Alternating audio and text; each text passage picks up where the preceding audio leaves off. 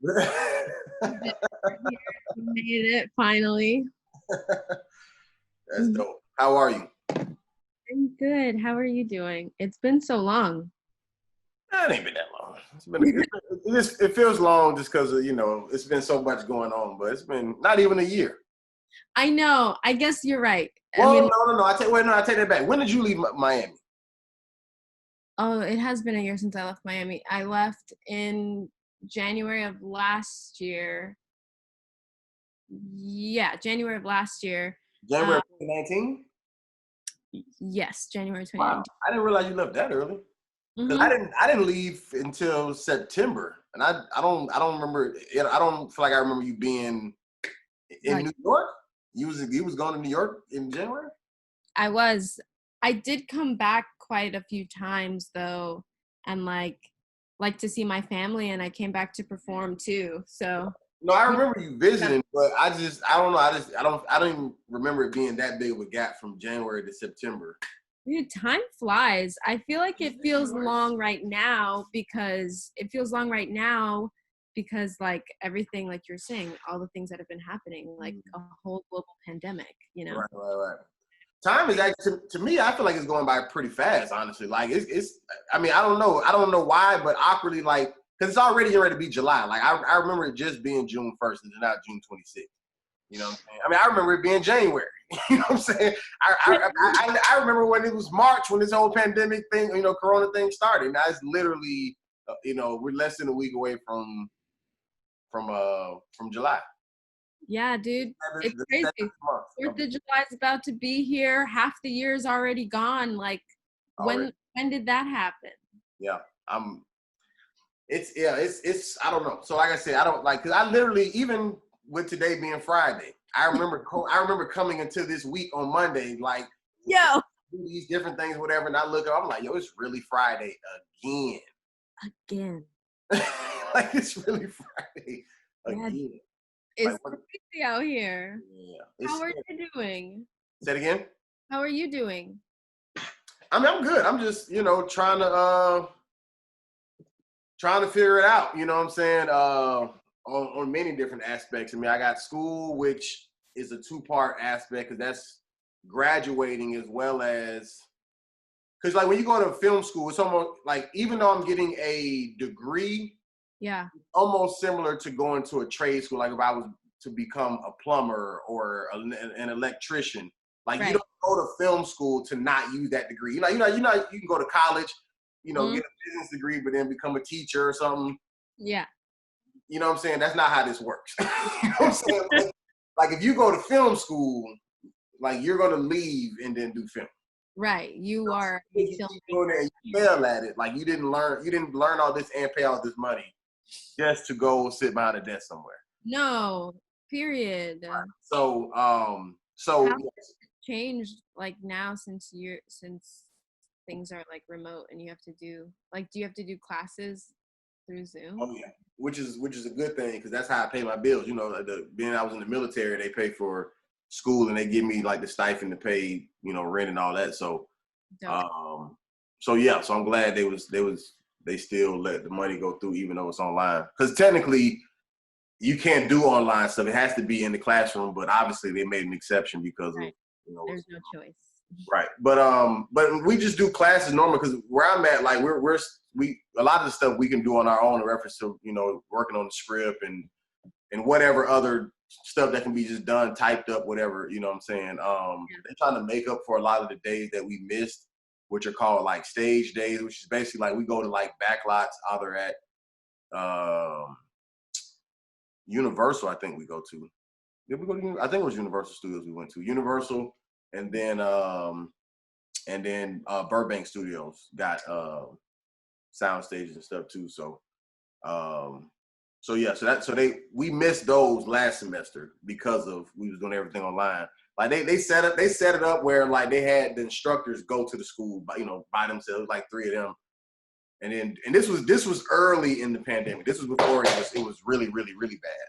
Yeah. So um so yeah, they did that and we just pretty much kind of watched them and show, whatever, but it wasn't the same. So we gotta make up for it so we can actually, build a set just learn how to do all that stuff. So when we go on our own, we're not figuring it out for the first time. Right.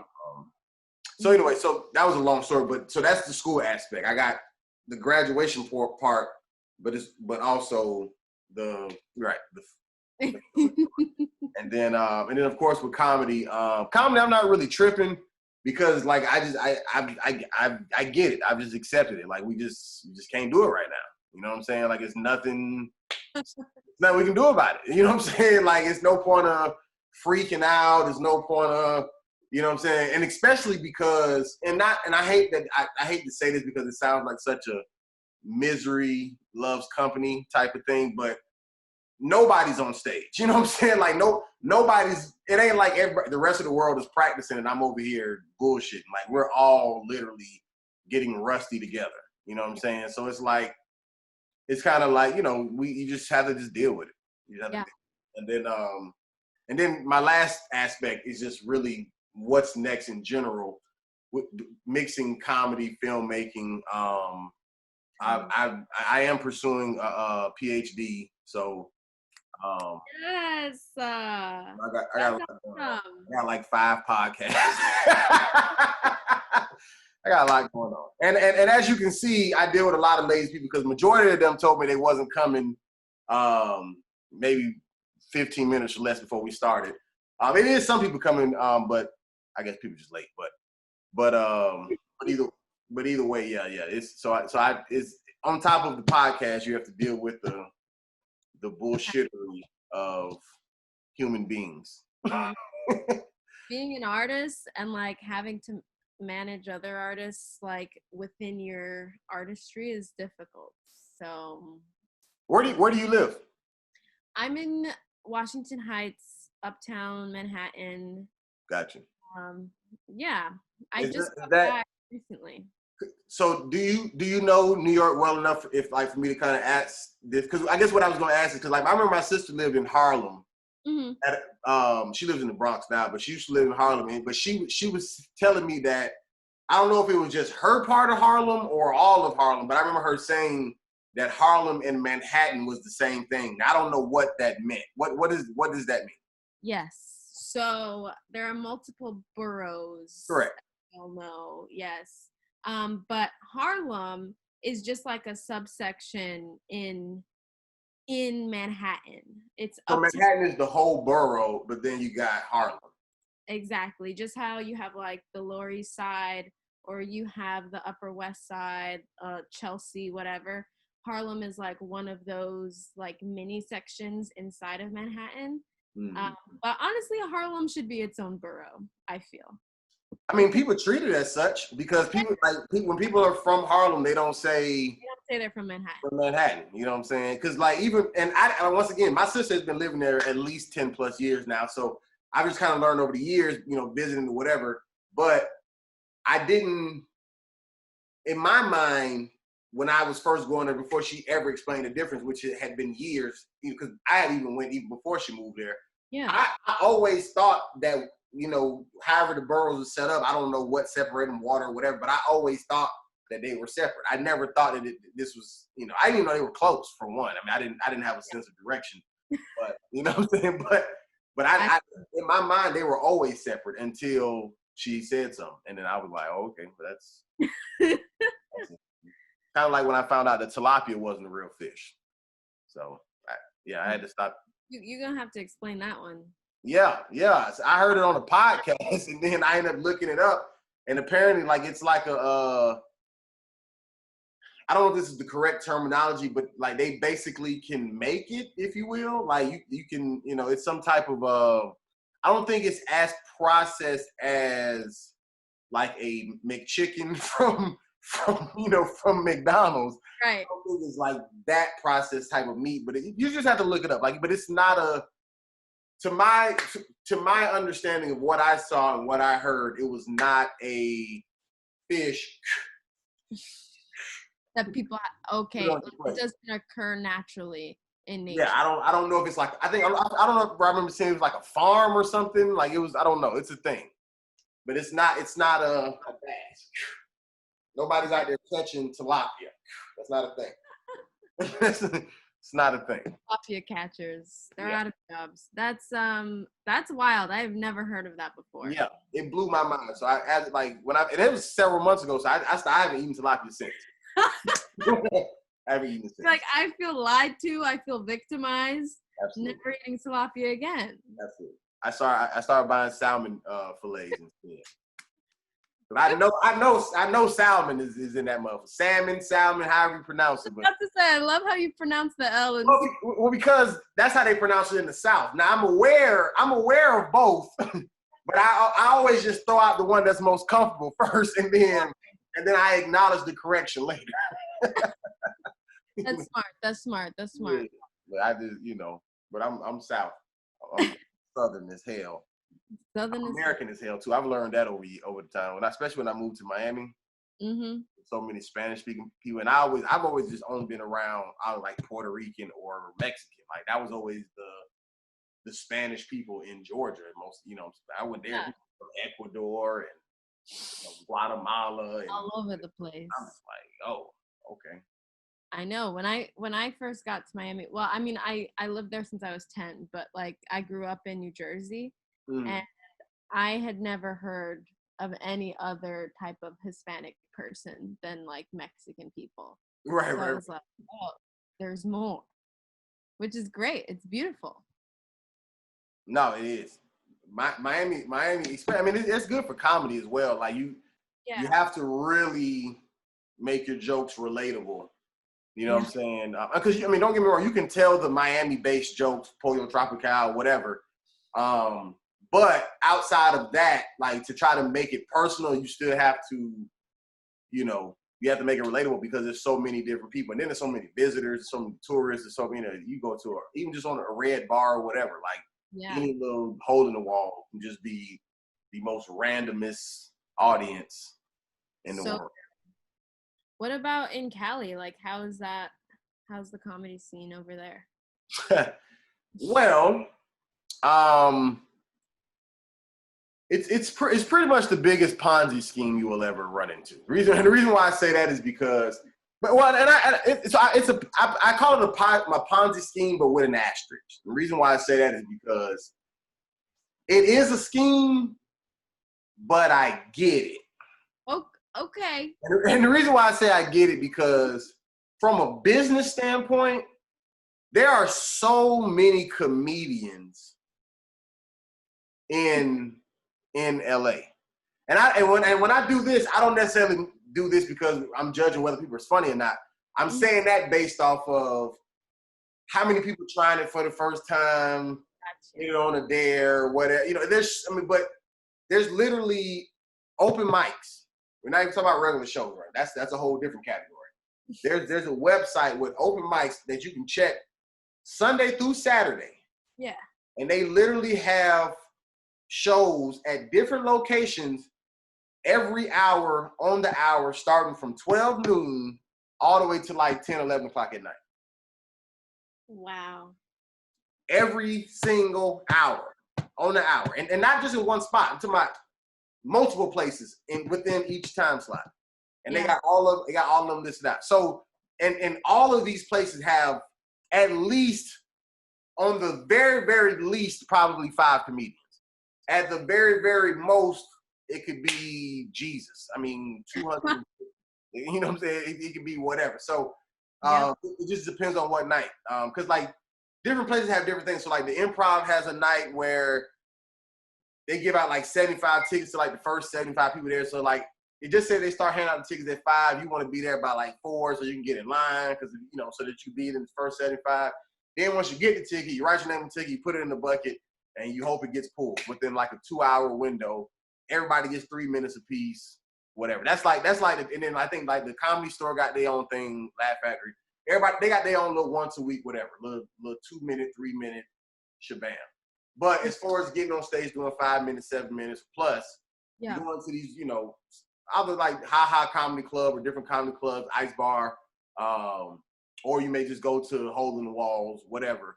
And basically, all of these places cost money though, majority. I've probably found 3 places that are free. But most places you either got to buy a drink or like buy an item, you know, and use your receipt as your ticket to put it in the bucket. But you're always getting a random draw. It's never just sign your name. All right, you're next. You know, two, Yeah. 3, 4, whatever. Then you, it ain't that. It's just, you know, it's random. You never know.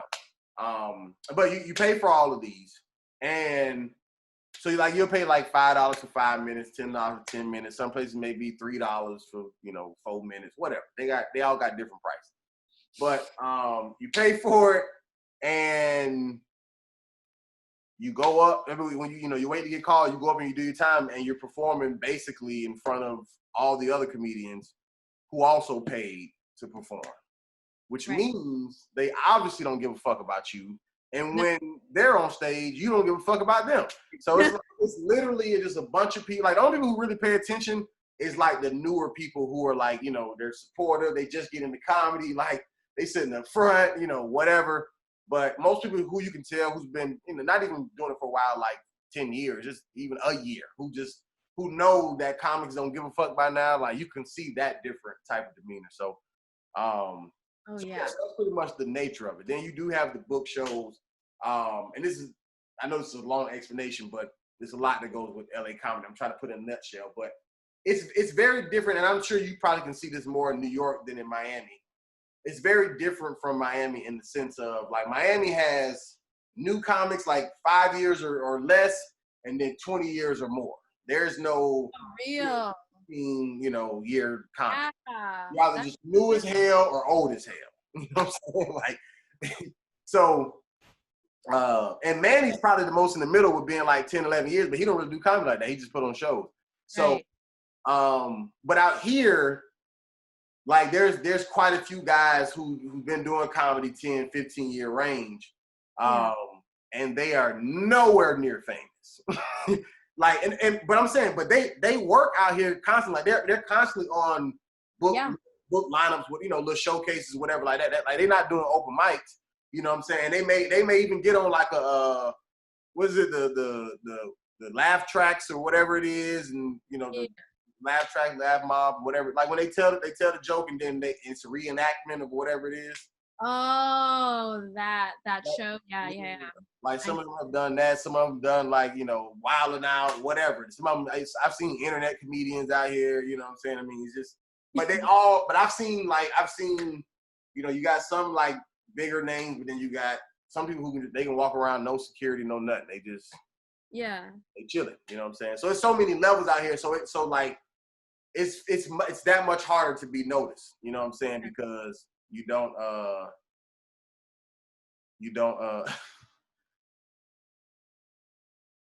she looked pissed. But you don't really have, so like for myself, like I was considered like a veteran comedian in Miami. I had only been in like the 4-year mark or 3-year mark at the time. 3, 4, whatever. 3-year mark when I got there. Yeah, because I feel like there's not a lot of people who like stick with it. Like you said, in Miami, there's like just the people who've been there for a minute, and then people like me, who I'm like, well, I've been doing it for like 2.5 years now. So how's it been going in New York? Like prior to all this, It was going well. I did a comedy festival at Broadway Comedy Club, which ended up really well. Yeah, I made it to the finals. Didn't win the whole shebang, but that's okay. Comedy. It's comedy. It was in the main room. Mm-hmm. Oh. Yeah, so that was really fun. And then, so a couple months ago, I applied to the Black Women in Comedy Festival. Found out I got in, but I applied to the wrong one. I applied to the one in LA. So I'm going to LA in October. Oh, wow. I thought I applied to the New York one, but I'm just an idiot, apparently. Well, maybe it'll work out even better. You know what I'm saying? I'm thinking of it as like a blessing in disguise. Right. Exactly. And especially if you're able to go. Like, it'd been one thing if you booked it there but couldn't make it. So if you can make it, I think that, Hell yeah. I say fuck it. Have you done any Zoom shows? Any Zoom comedy shows? Not in stand-up format, no. Yeah. I'm not even gonna embarrass myself like that. Like it's way too awkward. It's way too awkward. Like I get it. To try to, because it's a timing, it's a routine, it's a like no matter how freestyle it appears to an audience member, that's because that comedian has done that same routine so many times. Literally. They know when that's how a comedian know when they're doing bad or whatever, because they know when the laugh's supposed to come, when it's not, so they know all that stuff. So the fact that that's going to be thrown off with the Zoom, and Zoom be having lags, and your internet may mess up, whatever. It's so much that I'm just like, I don't want to take that serious. Like, I've tried to set it up with other comedians where we just come on here and just like run bits off each other. Yeah. And most of them pussy out. They'll say they want to do it, and when it's time to do it, they be like, nah, man, I ain't really got nothing. I'm like, bro, it's just us. Like, it's not that, like, none of us have anything. What are you talking about? You think I've been selling out Madison Square Garden this whole time? Like, none of us have anything. That's the point. We're trying to get something. Right. Thing. We're trying to get something. That's why I want to do it. But it's so. But anyways, I get it. So I'm just be trying to stay busy, man. I don't even know if that was a question, but that's how I top that off. No, that's a great way. I feel that. I've been like such a lazy person during quarantine. I really tried to be productive, but I realized about myself, I for the most part, I'm not going to be productive unless I really have something to do. So I have to like force myself to do things. Such as what? I took a sketch writing class online. Oh. Done that before, so I was like, hey, might as well take a class, I guess. How was it? Was it free or something you had to pay for? It was at the Pit. It was like $40 for like 2 weeks worth of sketch. Every day? Oh, they gave you like a curriculum or something. Yeah, it was twice a week for 2 weeks for $40. But I'm saying, what were you like live with somebody, or this was just all like? I was live with someone and like a class, and we would like pitch ideas to each other, and like read our sketches out to each other over Zoom, and we cast it within the people who were in our class, which I really enjoyed. It just, it's Zoom. What do I do now? Right, for sure. Yeah. That's why. Yeah, it's always that's the thing about Zoom. Like I always be just trying to just think of shit to do, just to. Right. Be able to just I don't know, let my I don't. It ain't like I got like a following already, and I'm trying to keep them fed. I'm just trying to not disappear in the shadows. You know what I'm saying? Like I don't want to like post like 6 months from now. People be like, oh shit, you still do comedy? You know what I'm saying? I've been doing it. Right. Like, oh, I didn't know you still did comedy. I'm like, yeah, this is the thing. I thought you quit by now. Yo, that's the worst. Yeah, it's like, it's still the thing. It's still my thing. Right. So yeah, so I just stay trying to post, man. I try to find something to post every day if I can. Are you on TikTok? Man, you know what's so crazy? Oh my God. So I remember in 2018. Yo, story time. I'm excited. And I feel like I really want you to talk more, because I feel like I'm dominating this conversation right now. But like, you're asking me, when you ask me questions, I don't know how to give simple answers. I don't think people know that. Like, when people ask me something, especially something that in my mind is very detailed, I will literally break down this whole thing. And as it's breaking down in my mind, I'm just splurting it out. Okay, so before we go into TikTok, I'll talk about my Zoom comedy experiences, because I've done a couple. You've done shows. I've done a couple of them. Wow. Yeah. At first I was against it, and I told Ashley Diaz. Okay, hold on 1 second. Let me just get some water, because I got cotton mouth. I was smoking before this. Hold on 1 second. I have it thick.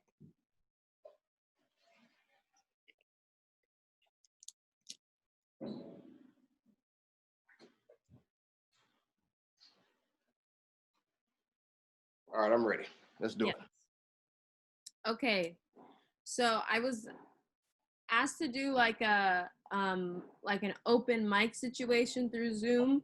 That was absolutely horrendous. Hated every second of it. And honestly, it feels like Was this in front of an audience? Or it was just comedians, or how? I think it was like there were some people who were audience members, but like I couldn't tell because I didn't know the people. I was asked like through a friend of a friend to be on their open mic, like some guy in California who was like, come to my Zoom open mic. And I was like, and so I do the damn thing. And it just was so awkward. It was like, the same thing as like comedians not paying attention to each other, but it's like I can just blatantly see you. Like, look at me. First of all, when you said blatantly see me, I thought it was somebody me killing that fly that just attacked. Oh, no. You see it? Like that shit was big as hell. I'm like, what the fuck? I actually, I don't know where it's at now, but I'm sorry. But go ahead though. You're so good. And then I did one for what's it called, Villain. They asked me to do one. And I like the way they set it up because they have it as like a live stream on YouTube, the Zoom. Right. And it kind of looks like a show. And they have the other comedians keep their mics on so that you can hear laughs. If you do get any laughs, at least. Right. They're like, hey, keep your mics on and please laugh. That's how I feel. I'm like, don't give me no pity laughs. Right. No. Right. Yeah, dude, it's weird. I don't like it. I think comedians should just be like, hey, it's not our time right now. Yeah. Or like stand up is not our time right now. Yeah, not stand up. Correct. Exactly. Yeah. Exactly. Which is why I do this. Like this show was even initially created because of me and my comedian friends, who, you know, the group of guys, we used to stand out in front of Red Bar or Sweet Caroline, whatever, and just smoke, talk, chill. You know, just literally just have random conversations, nothing too deep, nothing too whatever, just. A bunch of comedians just talking shit. So that's how this really just all started. But then, you know, these niggas be fading in and out of, you know, when they feeling like doing stuff. So so that's when I already was inviting guests, but I was doing like one at a time, whatever like that. But then I just started just inviting people in general because I was like, man, I don't never know when these niggas gonna show up. You know what I'm saying? So I just, you know, so that's but I started doing this and then the pot rolls and all the different things just to, you know, keep that shit going. You know what I'm saying? What's up, Mr. Potato Head? Hey, what's up, man? Mushroom Cap. Mushroom Cap. Hey, turn your phone sideways, man. Oh yeah, appreciate you. Yeah, there you go. And I'm glad to see you actually not homeless, man. Last time I seen you was in the garage, man. You know what I'm saying? Hey, man, I actually had to come to my girl's house just so I didn't look like I lived there. Oh, man, so it ain't even your house. This man. It's not even my house. And you see I got the white background. My background's not yellow. You know what I'm saying? It's white. This man had to come use her Wi-Fi and he going back afterwards. Yeah, you know, I gotta go back and go clean up. You know, it's part of the deal. You like Childish Gambino on Atlanta, nigga. Just kind of homeless. Kind of, right. Yeah, just part-time homeless. You know right, but you can't even commit to being homeless. Like, that's... Nah, I can't go full homeless. You know what I'm saying? Mm-hmm. Yo, it's a homeless dude in Opelika. I don't know if y'all ever heard. I used to tell this joke. I'm not getting ready to tell the joke now. This is not getting ready to be a comedy show. But I used to tell a joke about him when I first got to Miami. But it's the same dude. I told a joke about like he had like a sign that translated like one side would be English and the other side Spanish, and it was a whole thing. But this dude, what I'm saying, committed to, I don't know if this committed to being homeless or survival or his discipline. Like I'm not exaggerating this at all. I literally stood behind this nigga at a Winn-Dixie in line. Like we were buying groceries. Now mind you, I had a cart full or whatever. This motherfucker literally had raw bell peppers in a bag and a bunch of other just raw vegetables, like whole raw vegetables. I ended up going to the gas station to get snacks or whatever I was getting. He had to walk over to that same gas station, and apparently this is a thing because he went, as soon as he walked in, all he said was hot water. The dude at the register was like, go ahead. He went straight to the coffee thing, and this nigga boiled his vegetables. That's a homeless dude. Wow. Who took whatever money he made and bought raw vegetables. Like, you're homeless. And this nigga's like, nah, I'm vegan. Like strict. I make the rules. Like, none of, like, people trying to hand this nigga cheeseburgers out the window. He's like, nah, I'm good, man. Like, I don't eat for survival. Just help me get a bell pepper, nigga. If I can get some banana peppers and some olives tonight, nigga, I'm good. Yeah. You can buy me some kale. I just need some kale, please. Right. And to wrap this whole story up, I swear to God, I actually took a video of his equipment. I put it on Instagram a while ago, but this nigga literally has a weight set that he found. It's like 2 or 3 like 10-pound little plates, little plates that you will put on like a bar. And he has like a little bar he made up. He'll put them on low, and I see him like curling the bar, and then I literally see him on the side of the road like holding the weight like this, and he'll just do this with each arm, and then he'll switch to this and he'll just do this. And I'm talking about this dude is ripped to shred, and he is homeless as shit. And listen to me when I tell you, my homeboy had been living in that house in Opelika since before he was born. Okay, his grandma owned that house when she was younger. Okay, this is how long they've been in that house. This nigga said, he ain't been there since then, but this nigga has been out there years before I ever even moved to Miami. So this nigga has been training to become bro, he is a professional homeless man. This nigga has it down pat, and I'm talking about, the most thing that blew my mind was training for. Like, is he training for the apocalypse? Like, what is he training for? Bro. He knows something we don't. He knows something. He has to. Like, while he's lifting weights, he's like, y'all niggas don't even know what's coming. Y'all don't even see it. Because the thing about it is, he's doing things that's going to require him to live a long time. But he's not doing anything to get off the streets. In my opinion, like, I may look at life wrong, but the way I look at life, his priorities are fucked up. You feel what I'm saying? I'm gonna look at it through his eyes. He's saying, as long as my health is intact, I'm good. I'm saying I eat like shit until I can afford not to. You feel what I'm saying? That's the different mindset. I feel like in his eyes, he's like, you know what? Everything y'all believe in is about to fall apart, but I'm going to make sure I'm ready for that moment. Yo, this nigga, he knew Corona was coming. He was building his immune system. He was building that shit. He like, I ain't finna die out here. Shit. This nigga has the antibodies already. I'm telling you, bro. Because he can't afford to keep buying vitamin C's and all that. Nah, man, give me raw. That can't build up his immune system. He's been training for this. Bro, listen to what I'm telling you, bro. He don't got no thing of seasoning, no pot. This nigga was putting shit in a cup, like a cup you would get from like a gas station fountain drink. Had that shit in a cup, hot water, and let that shit just sit in that hot ass coffee water, you know, that you would make a cup of coffee with. He let it sit in there until it heats up, and he eats that shit. Jalapeno, like the jalapeno peppers, bell peppers, just all different peppers, carrots, all this shit, bro.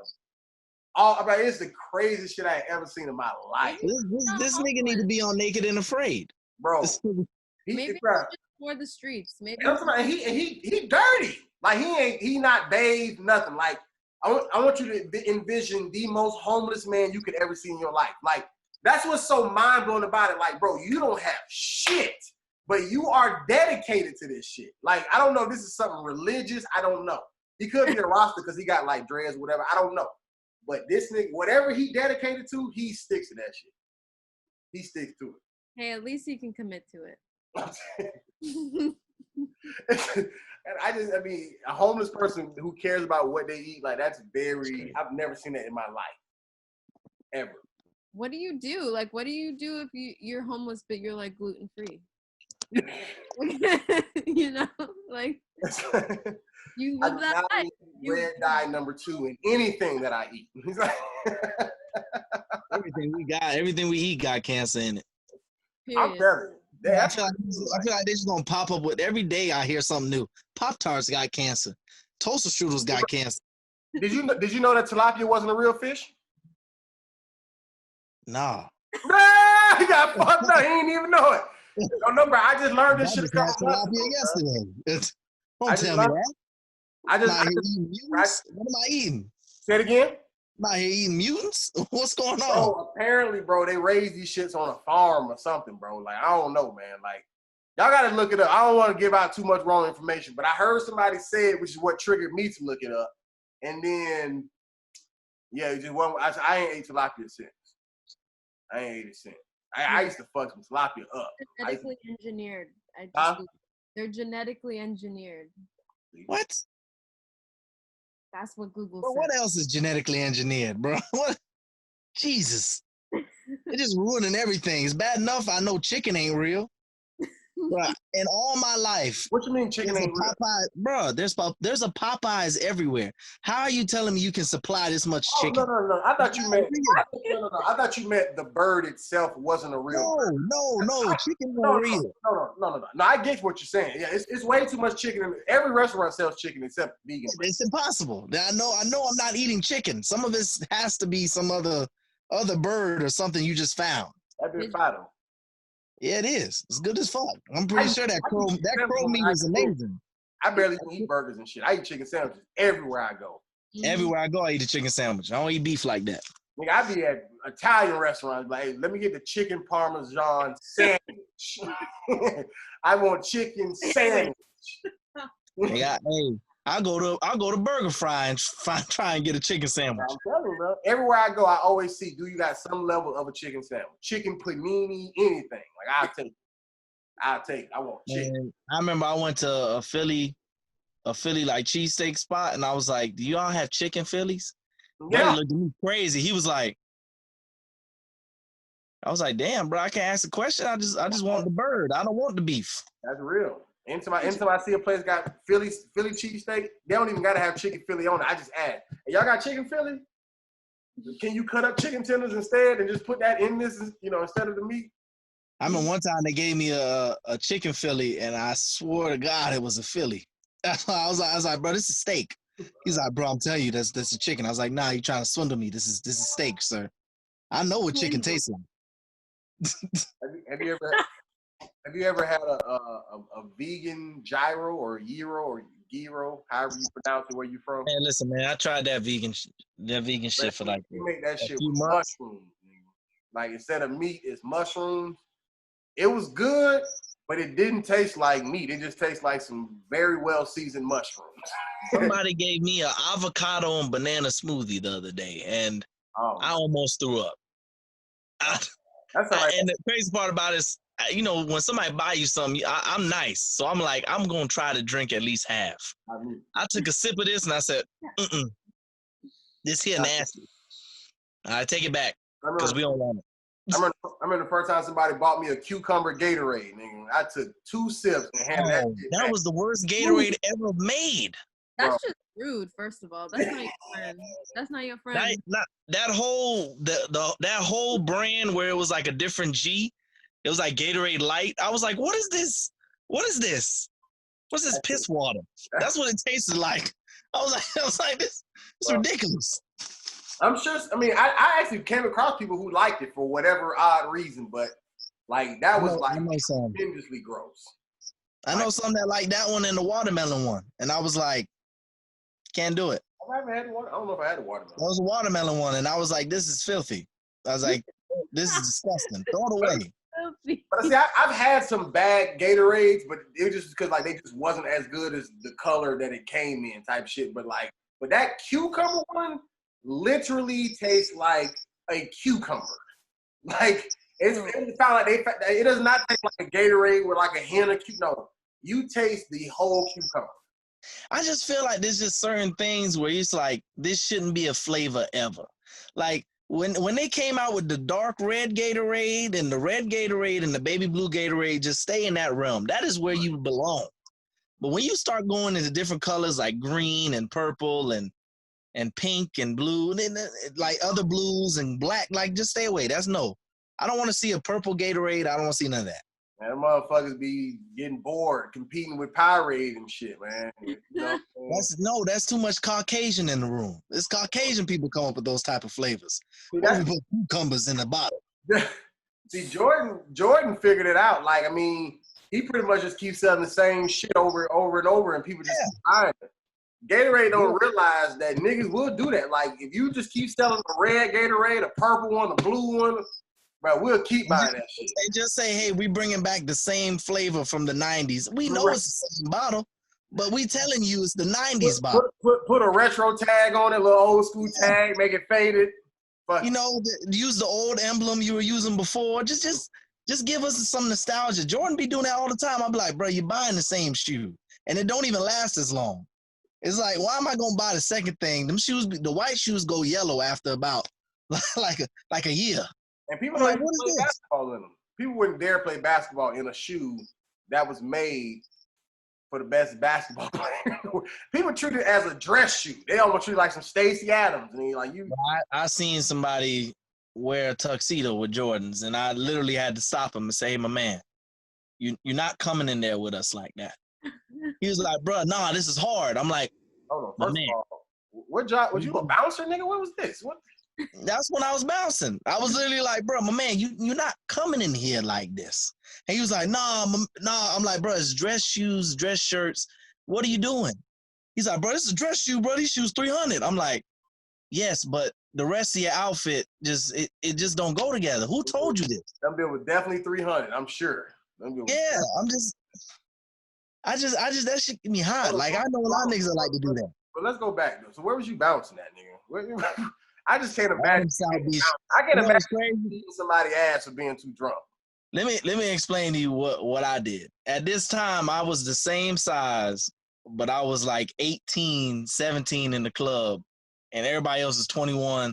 To my grown men. But I had the same body. I said the same size. So my cousin was like, yo, you should bounce. So I get in the club. All they gave me was a flashlight, Rudy. Everybody got guns. Bro, I'm by the door.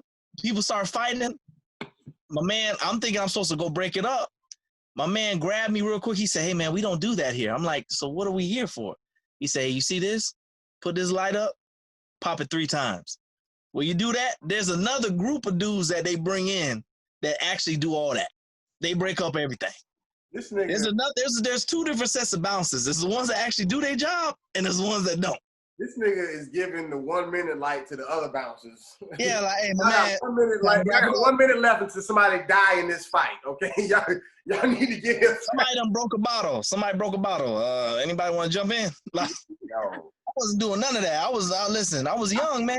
How much was you getting paid? Shit, I was getting paid probably like 16, 17 an hour. I ain't think nothing of it. Good. But you know, think about it. I'm only there for what, like 5 hours maybe. It was all right. Most niggas, but the thing is, why I quit is the dude was having me go to places and he wasn't paying me. Like it was like 3 weeks done went by and I'm like, hey, my man, I need gas. And he was like, nah, I'm gonna pay you at this spot. And the thing is it wasn't like the clubs was paying me. It was just one dude I was like being basically rented out. And I'm like, bro, I felt like I was being pimped. He was like, go here. Yeah, he's like, go here. I'm like, hey, you know what? And I'm over here. I have my moment. With his hand up. Go over there and bounce. Yeah. You better go over there and go break that up. I had a moment where I had to stand up for myself. I was like, I'm not going. He told me to go up to Boca. I was like, I'm not going. He was like, you ain't going what? He was like, hey, I got your check. I was like, I'm still not going. And I quit. Man told me to turn on my flashlight and my black T-shirt. I bought it.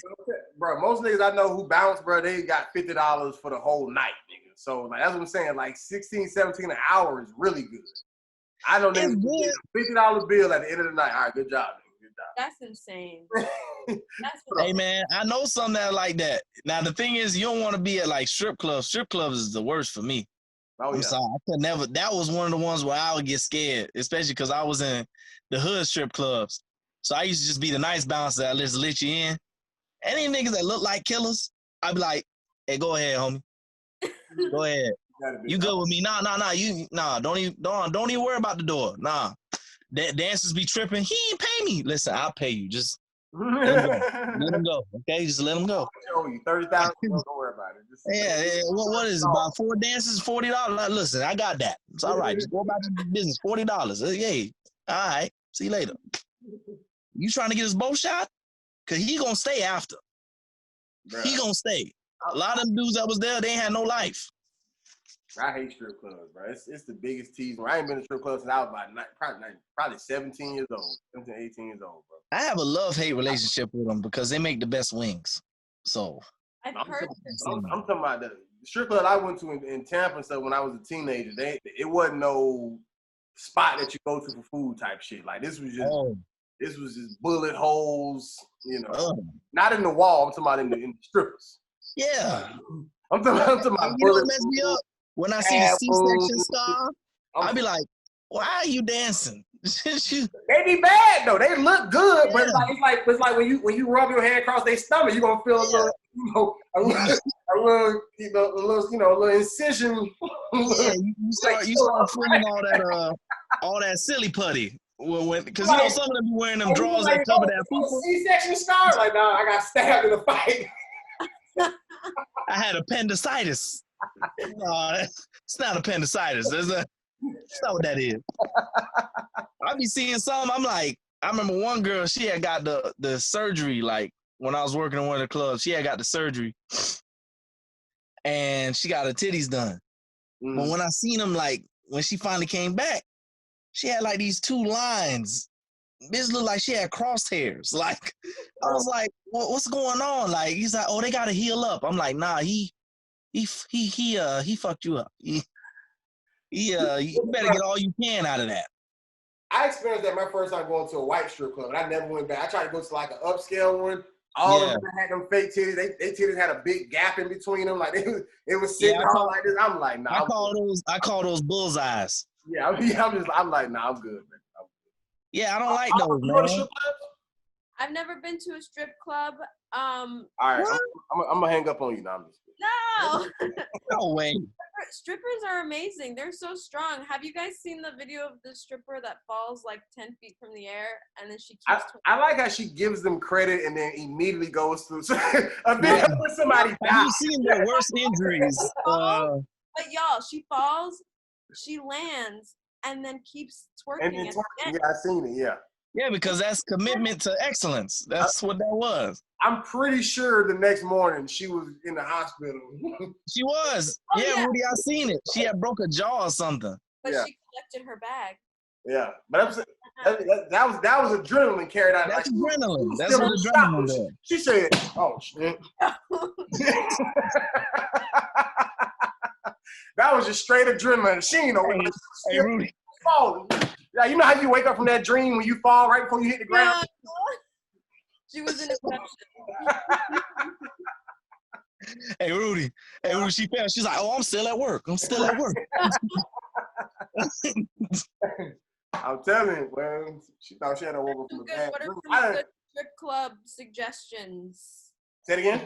What are some good strip club suggestions? I've been out the game so long. I would know. For where? Well, I'm in New York, but I don't know. I don't know. I've never been to a New York strip club. What is that like? I don't know. You know, I can go and find out, and I'll. Don't go now. Don't go now. You'll be. Well, don't go now because you're gonna come back with something that ain't herpes. You'll be like, oh, it was nice. I'm like, Rudy, hang up. Right. It was cool. The young ladies were really nice to me. One trip to, but it was all right. It was okay. It was okay. You gonna be looking like how they look. What was I Am Legend? For the eyes start bleeding. No. I'm like, hey, something's wrong. You okay? Nah, I feel fine. Like, you got some red stuff dripping out your eyeballs. So okay. Hey, Auberth, let me ask you this though. What was your like when you went to New York? Mm-hmm. Like, did you have like a particular motive for going to New York specifically? Well, I'm also an actor, so I like wanted to do stuff where I felt like I could do comedy and like get good at comedy, and also pursue like an acting career, especially when it comes to like theater. I wanted to do theater, but you want to go to theater, right? Yeah, but everything's closed and there's no money in theater, so. Well, there's no money in comedy either, but at least not for me right now. No, there's no money. There's no money until people know you. Yeah. Right. When people know you'll know there's money in it. It's just period. Until then, have a job. Exactly. I don't know. California, like LA seemed like, I don't know if y'all can hear that. There's been so many fireworks in That's Washington Okay, fireworks. every day. I thought that was the white boy from Fireworks? Drumline, the bass drum. yeah. You gotta put your hip into it. Yo. I thought Here, man. I thought it was starting, Rudy. I thought it was Armageddon was starting over there. The homeless man, he good though. You honestly never know up here. You never know. I'm like, gunshots, fireworks, somebody's having a good time. So are you a stage actor though? Like, and I'm asking because I know New York is more that route. Or yeah, I have done a bunch of like stage stuff, but I feel like I want to like do more on camera stuff at some point. Want to make that little change, you know? No, I want to go out to California. I did go a couple weeks ago. I was actually in California. So who exactly do you want to like model your career kind of after? I know you don't want to be just like somebody, but no, but I feel you. I think like an Issa Rae is Okay. like my ideal. Like she started with her series Awkward Black Girl on YouTube, and now she has the show Insecure on HBO from that. So I'm like, I'm just trying to write stuff, put my friends in it, and make money. yeah, I mean the formula now just seems like you just got to build it yourself. And like I think of that one line all the time: if you build it, they will come. Like that's how it is now. You have to build something before they actually give you a shot. Right. Unless you know somebody. Exactly. But it seems like after all these protests and stuff, like these casting directors are going to be looking for people like us. So they about to put everybody on. Period. You about to be the new Bush. Like got fucking Black Lives Matter movie sections and shit. Fucking Netflix literally got Black Lives Matter movies, and it's like, yep.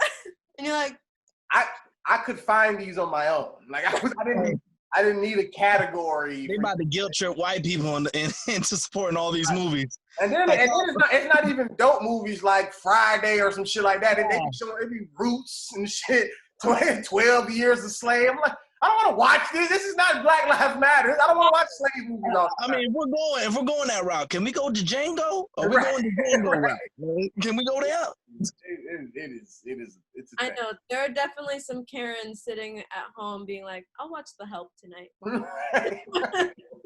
Hey, you know what's crazy? They feel vindicated when they do, too. They're like, hey, my sister's cousin's baby daddy's niece is black?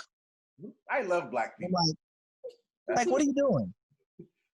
Like, hey, I know a Jamal. Like, no, that doesn't count. I had 2 black students when I taught 60 years in the school system. I had one back in the 70s and another one in the 90s. You're both fine young men right now. Like, Rudy, when my hair was shorter, I used to hate so much because white women used to like, oh, you look like the guy from Blindside. Short now. But it's not that short. This nigga talking about when my hair was shorter, like he goddamn Rapunzel. Nigga, you sitting there. Rudy, you got on a Mary Poppins hat. You better leave me alone. But my hair is longer than yours. I at least fit the Mary Poppins look because I got girly hair. You still at a boy level. You still at lesbian level. You better shut up with those 2 iced tea ponytails on the side of your head. Dead. Leave me alone. Hey, what's that show he on? He always wearing he bitches too. Nigga think he the light-skinned Snoop Dogg. Well, I see been on that show for 30 years. I still don't know what his character's name is. Bro. It's money in TV, bro. If you can get on a show that lasts, nigga. I'm just talking like what his face eating. You will get paid for like people that was on Fresh Prince, all them big shows. The Office. People was on The Office eating. No, but that's a newer like even. I'm talking about like the old sitcoms and shit. Oh, you talking about like Martin on a set. Yeah. Live audience, whatever like that. All the people who did those successful back then, but they still getting paid for the rest of their life. But every time it airs on TV, you get a check. And it airs a lot. Yeah. It airs a lot.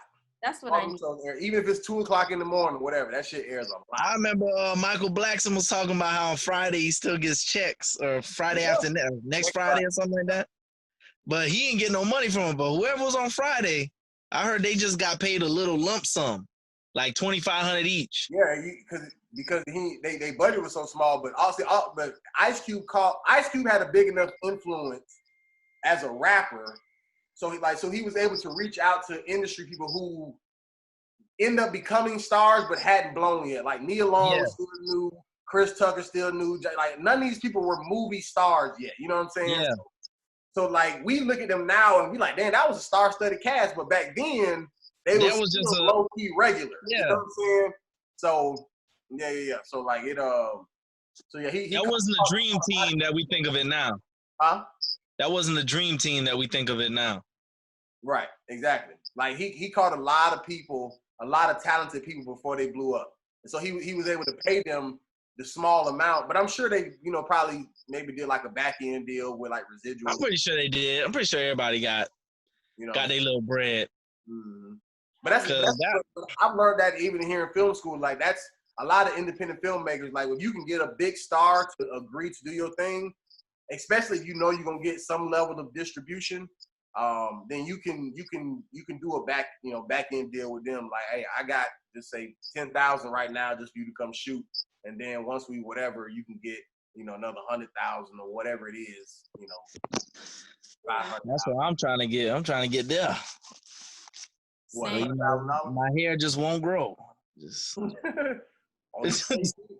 Just like my career, my facial hair won't grow. There's just a lot going on. This nigga gonna be playing high school kids in every movie for the rest of his life. That's what I know is gonna happen. I'm gonna be playing a 17-year-old at 40. Yo, that's just like Scary Movie. Like the Wayans brothers playing high school students. I'm like, right. That's what I'm saying. I don't want that. I want it to be that, man. But then again, don't nobody take nobody serious with no facial hair. You think about it. If I was the Equalizer, would you take me serious? No. If I was John Wick, would you take me serious? No. People would have to witness you beat the fuck out of somebody before they look at you in a different light. But just off GP, you don't. No. But how much scarier is that though? Like people don't expect it from you. It's not scary, but it is dangerous. Okay, there we go. It's not scary, but it is dangerous. You like, don't know. You like if you ain't think about this nigga, you like, man, fuck this bitch ass nigga. I always let it ride. I always don't say nothing when I walk in. I'll be like, let me see how long this can last. And then after they start to get to know me, they're like, oh man, you talking about him? Right. Oh, shit. That's why the nigga thought he can get in with the Jordans and the tuxedo on. You like, yeah, this nigga definitely gonna let me in. No. And that was a white club. Nothing to worry about. Right. That was a white club. I felt bad working there. I had to turn niggas away. I was like, oh yeah, you was over there cooning. Nah, I wasn't cooning. I just had to turn certain, ones where I'm like, come on, my man, you can't come in here with a t-shirt and this on. Come Samuel on, L. Jackson from Django.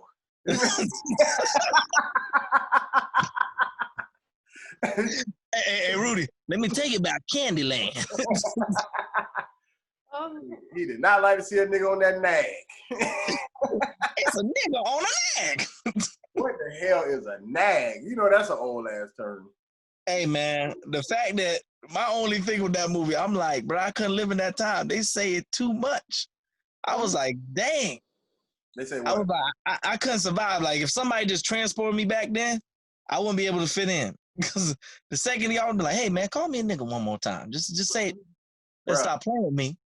Bruh. Like, oh, this nigga is different. I've been said Tarantino, I think, is low-key racist, bro. I think so, too. Every movie he makes requires white people to say nigga. Every fucking, and most of the time, he's usually one of them. If he's acting. You ain't see how in the Django he found himself in there? Yeah, he's a fucking Australian with a terrible accent, but still found a way to say nigga. Come on, man. Come on. Australians? Well, Australians. It's a nigga on the nag. What's the nigga like that? I was like, all I heard in his lines was nigger.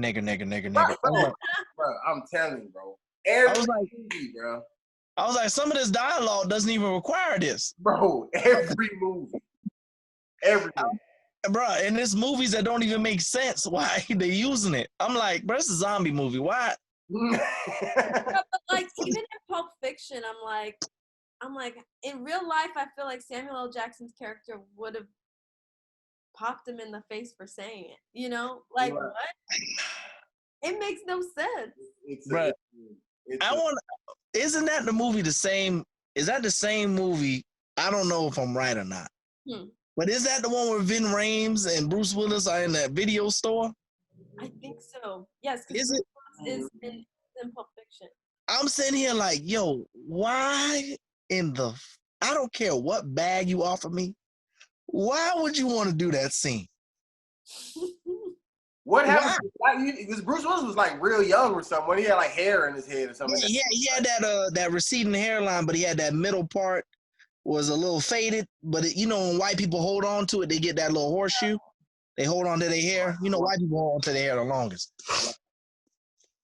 You know, Caucasians. What happened in the scene though? I don't like. I remember. Oh yeah, Vin Rames got raped in that scene. I was like, and I'm talking about not like video store. Yeah, you see, yeah, she know. My girl knows. She said Pulp Fiction. Yeah, like he in the video store, he was getting. And I'm like, bro, this I don't understand where this makes sense. Why is this needed? Watch it. All Tarantino movies blend to me sometimes. You know what I'm saying? Like Pulp Fiction, Jackie Brown. I'm talking about when I seen it though, I was like, yo, this is ridiculous. I was like, why am I watching a big black man get this? I don't even feel good about this anymore. I'm like, this man's racist. Bro, that's when I started. Bro, Jackie Brown didn't make any sense either. Jackie Brown didn't make any sense. I don't know. His movies don't make no sense to me. Bro, y'all should go to my film school, bro. That's all. Yeah, he's like him and Scorsese. That's all them niggas talk about, bro. That's all they talk. And Tarantino, that. I'm like, I don't give a fuck. I don't care. Because he's their idol because he got away with it.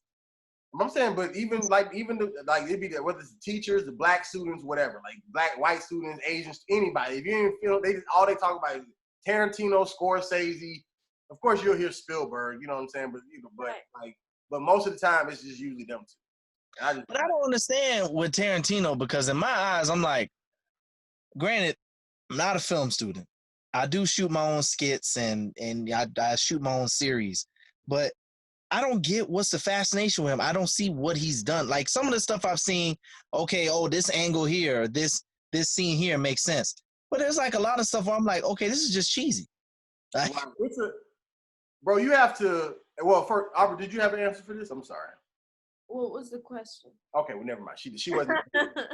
She wasn't listening. She was just like, whatever. I didn't hear a question. Well, because he was asking like, what's the fascination with his movies? Oh, got you. And the reason why I asked is because one thing I've noticed with male and females, especially in this type of dynamic, males, we don't mind speaking up. A lot of times females try to almost wait for a turn to speak. So that's why I was trying to offer you a turn before me and him just kept dialing back and forth. You know what I'm saying?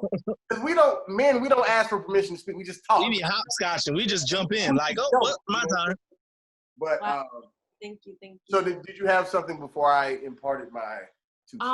I don't really know. I don't really know why people like Tarantino that much. I feel like it's mainly because of his writing. Because I mean, at the end of the day, at least like the plots are somewhat interesting. But like I enjoyed Inglourious Bastards. I thought that was a good yeah. But like in terms of like shot wise, like definitely not my favorite. You know, like I feel like there are so many amazing directors who like make shit look good. And I'm like, this is what y'all talking about? Good, like he did the damn thing. That's something. But like, yeah, one thing I've learned like being in film school is like I've had the curtains pulled back from my eyes on what it is that people that when they're deciding on just say these different awards or the criticism that you get behind it, like most African American filmmakers, we make movies strictly for entertainment, whatever it is, whether it's a somebody cheating on somebody, whether it's a hood movie, whether it's a a comedy, whether it's, you know, about dating, relationship, you know, buddy cop, whatever. Even you think about like a Tyler Perry, not like a Madea movie, but like a Why Did I Get Married, you know, and but all of that's entertaining. It's drama. They sit at a table and everybody exposing secrets, whatever. You know what I'm saying? Like, that's what we go for. On the flip side, there's so much that goes into like making a film that audience never pay attention to, but only people who know that it's happening pay attention to. And those are the people who are making a decision. So most of us, when we're just watching it and we're thoroughly enjoying this movie, like, yo, this is a great film, they're looking and saying, his face is not that lit up. Or, you know, I can tell, you know, they didn't use the rule of three, you know, when they shot this particular angle, or whatever the case may be. Like, or the background color doesn't match what's happening in the scene. Because all this stuff, like, there's nothing you will see in a movie that's on screen by accident. Nothing. Mm-hmm. Mm-hmm. Every color, anything that is being shown or put in there, it is literally there for a reason. Wait. Go ahead. In Tyler Perry, I forgot the name of it. Something, the newest movie that just came out on Netflix. Fall from Grace. Yeah, apparently he like did it real quick, and you can see like boom mics in the back. He did it in 5 days. That's insane. Yeah. Apparently you can see like boom mics. Like I don't know if I've seen the boom, but I definitely seen a lot of continuity issues. I definitely know continuity issues exist. Like a lot. Yeah. It was. I actually liked the movie. I didn't like the ending. I thought the ending was very, very dumb. Like, because I don't know how that dude was still alive, for one. I don't know. And strong enough to still wrestle people, you know. One of my top 10 favorite lines of the last like 3 years. Ashtray, bitch. I was like, oh, okay. I was like, you just gonna let him talk to you like that? My favorite line was, put him in handcuffs. All right, now don't move. Stay right here. And then the cop walk off. She's a criminal. You think you finna just handcuff her and she's just gonna stand in the kitchen like, all right, I'll wait till you get back. She has people in her basement. Like, are you a police officer or not? Like, what police officer you know is just like, all right now don't move. All right, stay. Come on, son. That's not realistic. I like when movies are realistic, but sometimes I'm like, okay, for this to make sense, it can't be realistic. So I get that the movie got to continue. But there's some movies where I'm like, what? Wait, what? Like, why did that even happen? She escaped so easily. So what I'm saying is, like, y'all should just let her just duck out the back and just not get caught at all. Because she was leaving anyway. Like, she escaped. Like, nothing about that whole fight scene was a struggle. She hit him with the frying pan. He barely fell. Turned around, wrestled her into handcuffs, told her to stay right there, and walked off. And then she went right out the door. That was. But Tyler Perry be killing me, though, because it'd be the same storyline over and over again. Yeah. I'd be like, why you say that? Because, like, it's always, okay, I'm bitted, I'm battered. All right, I rose, I found my inner strength. La, la, la, la. Dude ain't crap. Blah, blah, blah, blah, blah. Then he has other movies where it's like, okay, you try to switch it up, but those aren't the movies we all talk about. Like, I ain't gonna lie, Acrimony was pretty good. Yeah, I seen Acrimony. I was actually like, oh, this is actually. He shot that within 10 days, and you can tell on some parts. You could definitely. I was like, certain parts where it kind of is like, it's almost like when a CD skip, like it just jumped to the next verse, and I was like, okay, we just not gonna say anything about that. We just. Yeah. Why does he do that though? Like, he has. Why he shoot so fast? Yeah, like he has the money to like do it properly. I'm confused. Well, because he does a lot himself, and he probably cannot afford to spend a lot of overhead. Especially like, for one, he's not shooting off site. Like, he's shooting everything at some location on his studio. So he has the advantage of pre-lighting everything. Like, you don't, like, because most times when people are switching locations, you got to reset up everything. You know, put the lights up, switch it. but he literally can have a camera and a whole everything already waiting there. We don't have to keep transporting shit. You know what I'm saying? Like you can. Oh, that's already set up for day 2. All this is set up, and you just make sure the actors got all they, everything rehearsed. So by the time we get on set, we shoot that bitch. We get the fuck about it. Period. You know what I'm saying?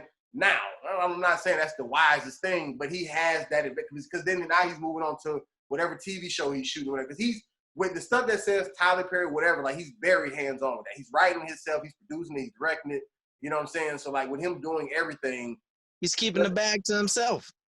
But it's smart. But one thing I always tell people, like, in my opinion, I think Tyler Perry is the GOAT when it comes down to filmmaking. The reason why I say that is because I look at numbers. Like people look at quality of movies. I look at numbers. Because I grew up in Atlanta, and when I remember when Tyler Perry was a big deal in Atlanta before he was a big deal. That was the plays when there was the plays. I literally remember him when he was strictly plays. And he had. I remember I had all of them.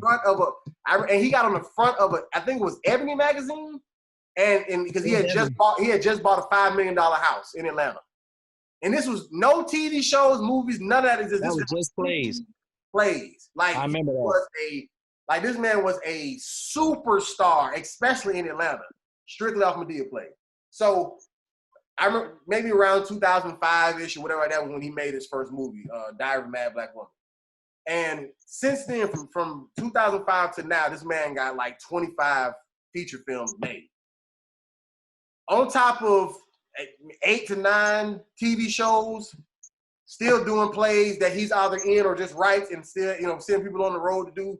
Like he's doing all this stuff and that accumulates to a filmmaker purchasing a studio. Any filmmaker that you can name that's alive right now has never done it. It don't matter what color they are. Hey, he's like the Jay-Z of film. People always give him credit for being a black man that did it. That's because the people who opened Warner Brothers stuff were white. But in this lifetime, no filmmaker has done that. Nobody has opened their own studios, and then on top of that, it's bigger than 3 studios out here combined. That's numbers. That's real. That's numbers. So my whole thing, and I say this and I'll shut up about Tyler Perry, he was literally the first director I ever paid attention to. And the reason why I say that is because I've never watched credits. I never gave a fuck about that. Like I used to just watch movies and I knew who was in it. Okay, this is Chris Tucker, Jackie Chan, or this is, whoever, whatever. I know who's in it. I'm not looking at who directed, who edited, who wrote it. Never cared. The first name I ever paid attention to, I remember watching Diary of a Mad Black Woman, or whatever Tyler Perry movie it was. It may not have been that one. But I remember watching it, and I remember seeing written, produced, and directed by Tyler Perry. And then the movie came on, and he also was like 2 or 3 characters. And I was just like, yo, this nigga is doing everything. And I was a kid watching this. I had no idea I was going to ever even get into filmmaking. This wasn't even a thing. I just remember looking at that and like, yo, he is cutting out all middlemen. That's what I said. That's why for him, I'm like, yo, he's getting the whole bag. He's not getting like what most people get where they're like, okay, let's outsource all this. Now all this is in-house, my boy, and it's all me. Like, bro, I'm paying myself. I feel like it's cool, but I also feel like it hurts him a little bit because I feel like, I don't know. It gets redundant. Yes, it gets redundant. I feel like from a collaboration standpoint, like you said, Rudy, like he has the numbers. Like people go to see his stuff. Right. But I feel like, I don't know, and like not the quality. The content is there, but like the quality, I feel needs to step up now because he's proven that he can do the damn thing. Yeah. Because when he first hit the scene, I'm sorry to cut you off. February 25th, 2005. He made Diary of a Mad Black Woman for $5.5 million. This is what they made in the box office. Wow. 50.7. He's gonna make it. That's what I'm saying. But the point I'm saying is that there is a humongous group of people who feel the way that y'all are saying right now in reference to the quality and the so on and so forth. And all these are accurate statements. Yeah. But there is a group of people who don't give a fuck about any of that. No. Because most people only want to be entertained. I'm telling you, most people do not watch movies. They don't notice that. I've literally went back and watched Tyler Perry movies and seen way more mistakes now that I'm more privy to stuff than I ever remember seeing when I first seen the movie just off sight. Like I didn't, because you don't care. You just like, oh, okay, yeah, this is entertaining. Oh damn, he beating her, cheating on her. Oh man, oh they got whatever. You just watch it. You just go. And majority of people, and no offense, especially black women, which is his audience, that's all they care about. They don't. It's not a big thing. Like you get it going, and people are interested. They gonna buy it. You feel me? And that's just what it is. You're gonna keep feeding them. Yeah. I mean, you want to be entertained when you go and like pay for a movie. Like you don't want to be reminded of all the bullshit in your regular life anyway. I feel that. Yeah, I mean, I just know he'll get me, and I'll be like, dang man, because I watched all the plays. So from watching all the plays as a jit, and then you see the movies, you like, okay, I've seen all this already. But then you're like, there's plenty of other people who haven't. It's just like a comedian who you tell jokes is like, all right, yeah, I told jokes from back in the day, but now that I'm on, it makes sense, Auberth. Yeah. To answer your question. So this just clicked to me when I just seen this. To answer your question about why he makes like the film so fast, when you shoot fast, you spend less money. So you can shoot for a cheaper budget, right? Yeah. That first movie was he had a $5 million budget. 2006, he had a $6 million budget. Now, mind you, he had already made $50 million from the first one. Yeah. Still came back only with just $1 million more than the last movie, and that shit made $63.4 million in the box office. Wow. So he's only spent $11 million and has made over $100 million. That's the art of business. That is the art of business. And we over here worried about quality. Look, I'm never talking shit about Tyler Perry again, okay? He's the smartest man alive, clearly. I mean, I can't knock him. I mean, he's just like... I can't knock him either. You can't knock him. He's a businessman. I get it. It's just like if I'm going to do something right now, like, okay, I'm going to make sure I take care of everything so I ain't got to worry about nothing. So I'm getting all the money back. Right. And then some. I'm going to make sure everything is the bare minimum, but I'm going to get triple my money back. I mean, you can't beat that formula. All his shit is putting up numbers, bro. I Can Do Bad All By Myself made $50 million. Meet the Browns made $40 million. It was 40 plus and 50 plus, but I'm just giving a general range. $55 million for Why Did I Get Married? The first one. Let me go to it. Let me see Good Deeds. How Good Deeds wasn't popular. Let's see. What's Good Deeds? Was that the one where he was We spent $14 million on that one, and he made 35 on it. What was the one where he was a killer or something? I don't know, or like I don't know what he was. A killer? It was something where he was like Alex Cross. Is that what it was called? Alex Cross was one, yeah. Yeah, I couldn't take that one serious. But I don't know if that was his movie. I don't know if he was just in it. I don't think was he just in it. Alex Cross is an original story. Yeah, I know he didn't create that story. Okay. But him playing that role was definitely a bad role for him. It was a terrible role. I was like, I can't take this serious. Like I tried. I was like, protection, $20 million budget made 66.9. So that means he's making way more than he's spending. Like even when he raised the budget. But again, Rudy, this goes back to what I was just saying. You gotta think about it. It's people who have not seen none of those. A lot of the stuff that he's made, I'll say, when he first came out, the first like 4 or 5 years, was already plays that we've seen already. Yeah, I can say. But there's a lot of people who didn't see it. No. But see, it's not even about that. The thing about it's almost kind of like with the Jordans, or I was even just talking to when I had class this morning. We was talking about that. Matter of fact, we with the Disney's doing all these remakes, the live actions or whatever. Disney don't realize that they fucked these movies up more than they helped them by trying to change the storyline. Yeah. If you could have literally gave me the verbatim Lion King story and just put it live action and I would have enjoyed it thoroughly. Yeah. Because I'm already in love with that story. Like, I'm already hooked on Lion King. I don't want to see all this extra shit y'all had. You know the only like, and this isn't like films, but you know the only thing that actually does it the right way, and that's video games. Like when they remaster a video game, they leave the same storyline and they maybe add like a detail here, a detail there, change up, you know what I'm saying, all the graphics. When it comes to Disney remaking stuff, they'll be like, okay, instead of Scar being evil, let's make him good. Let's make Simba bad. No, what's going on? What are we doing? Yeah, Scar was fucking Mufasa wife and shit. Like, it was what is it going to do anything? And then in Aladdin, they made Princess Jasmine a feminist. I'm like, I get the messaging, but yo, this is a Disney movie. Like, can we relax? You know what I'm saying? Like, why do we have to go that deep? I just want to see just give me Aladdin live action. I don't want to go. You ain't Rudy. You're not even ready for Mulan, and that's one of my top ones. I'm not even gonna watch it. There's no Mushu. I'm upset. No Mushu. Eddie Murphy's the best part of the movie. I'm not watching it. I don't even fuck about the real one. I don't want to. There's no Mushu, and then they're gonna make the movie. It's about, you know. Granted, I'm not against none of that stuff, but it's about women empowerment and all this stuff. I get it, but it's Mulan, my man. The story is already about empowerment. What are we doing? But I'm saying, but I think her story was kind of already about that, even with the cartoon. So I'm not even so much mad at that.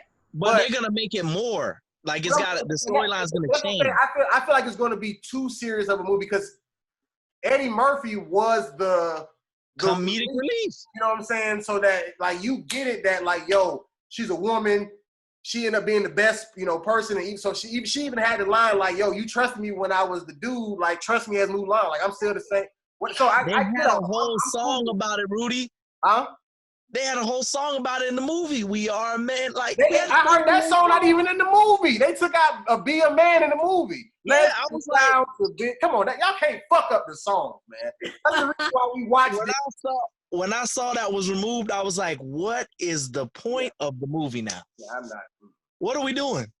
I'm telling you. That line, mysterious as the dark side of the moon, like that line just. Come on, man. So what's she going to climb now? Come on, man. You know what I'm saying? What's she going to climb to? Ariana Grande song? Like, what we doing? Like, I can't take it. But I said that to say, but same thing with Tyler Perry. People already love the plays, so why veer that much? Because the stories weren't exactly the same. Like, he did alter it a little bit. He did alter it. I noticed that. But he kept a lot of the same names and whatever, but he just may have added, like, because in the play, Diary of a Mad Black Woman and the movie, it was Helen and then Orlando was love interest, whatever. But they met a different way this time. Like in the movie, he picked her. He was the U-Haul driver when she got kicked out. Yeah. Whatever. I think in that one it was something else, whatever. But no, and like I said, I don't mind that. It's just now, my man, we got to get away from that now. Now it's like that's what I'm saying. But he don't. Something new. But the reason why I respect him is because he don't make movies for the people who feel like you do. And I'm not vouching. Exactly. I don't mind that. What I'm saying is, as an entertainer, that's important to know because I have to realize that my style of comedy or my style of whatever, everybody's not gonna like it, no matter how successful it is. No matter if it bids me so much money and power that I can buy my own studio, that's not going to force anybody to like my work. And they don't have to like it. That's, it's everybody's opinion. But what I'm saying, that's a very important thing because he could easily have gotten off track and be like, oh man, everybody don't like it. Well, how can I? But he's just like, as a creator, you got to understand, you got to make things that you like and that you're like, man, this is what I want to do. You can't. And not only that, but once you find an audience, cater to that audience and grow that audience. Serious. Don't try to be chasing after. I need to cross over. Tyler Perry been riding with black women since day one, and he gonna ride with them to his fucking grave. And I don't blame him. I don't. That's a faithful fan base. I don't. Now between them and white women will support the most garbagest stuff I've ever seen. And they will tell you it's great. They'll be like, oh, this movie was amazing. I'm like, no, it wasn't. You know how many of them love Blindside? I'm like, this movie's not even, it's not even the authentic story. You know that's not the authentic story, right? Oh. Well, no movie that says based off a true story is. I don't know if you know that. But No, I know that, but I'm saying like this movie was like far off from it. I'm saying, but you would be surprised how many are. That's what I'm saying. Yeah, like this. The curtains have been pulled back, bro. They be bullshitting. Like, Yeah, if you think about this, nobody's actual life is that interesting to make a full movie about. You gotta embellish. You gotta embellish. Think about your jokes. Hey, yeah, I woke up and made cereal today. Nah, I woke up and made cereal and there was a roach in my bowl. You gotta make up something. I mean, I get it. I get it. The fact of the matter is when she was like, oh yeah, I came up there with my Glock 40 and I checked. Like, first off, Karen, you're not gonna do that in the hood, okay? You're gonna get shot. All right. The second you pull out a gun, they're gonna shoot you or pistol whip you. You got don't do that. You got a movie star in you. You got Sandra Bullock. Like she's leading it, so you got to let her do what Sandra Bullock do. Like you know what I'm saying? It's not about, as long as people get the message of the story. It's not so much about this is what he literally did every day. This is literally how it happened. It's more about we're gonna take major events, put it all together, and people understand something when it's all said and done. Yeah, I guess that makes sense. Man, I'm telling you, bro. My eyes and Auberth, we're going kind of long, so if you ever want to, just let me know. But I'm chilling. My eyes got open when I treated myself, if you will. It was free, but I went by myself on my birthday last year. I was out here I was a live audience for one of the tapings for America's Funniest Video. Long story short, just to see how staged everything was, I was just like, nothing's real. Nothing is real. Bro, as you walk in, you immediately get judged. And not necessarily in a negative way, but not necessarily in a positive way either. Because you literally have like 3 or 4 or 5, however many people there is standing, and they're literally observing everybody from head to toe. Now, they're not telling you this what they're doing. They're speaking to you. Hey, how you doing? Thank you so much for coming. But the whole time, they pan you up and down. And based off of what you look like and how you got on, what you got on, is based on where you're going to sit. And I'm telling you right now, nobody sat with who they came with. I literally was seeing husbands and wives and everybody get, hey, how you doing? You look so, can you come this way? You come right. And they got a whole other person replacing there. And they going way to the side because it's all about a look. We want to have an old person next to, because like when we first started off, I was sitting in a row by myself. Only token black guy. And I'm not dressed that nice. So I'm looking, I got on like business casually, but probably closer to a nigga. With Jordan's on? Right, you're right. And at first they sat a white couple next to me, right? They came and got the wife, picked her up, and then brought this old, like, Hispanic lady. I mean, she was old, like at least, all right, 70 plus or whatever.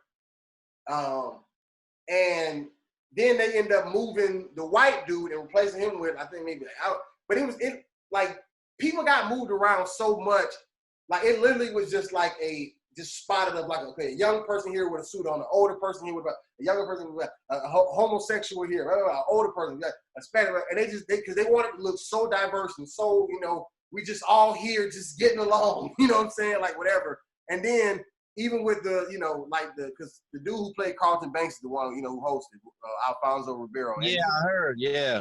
And like, everything he's doing, like as he's introducing each video, it's a script, like he's reading it, whatever. Okay, boom. And then they say action, and they do this little, whatever, they follow whatever camera, and he's just, he going from one spot to the next. It's like spots on the ground. He just,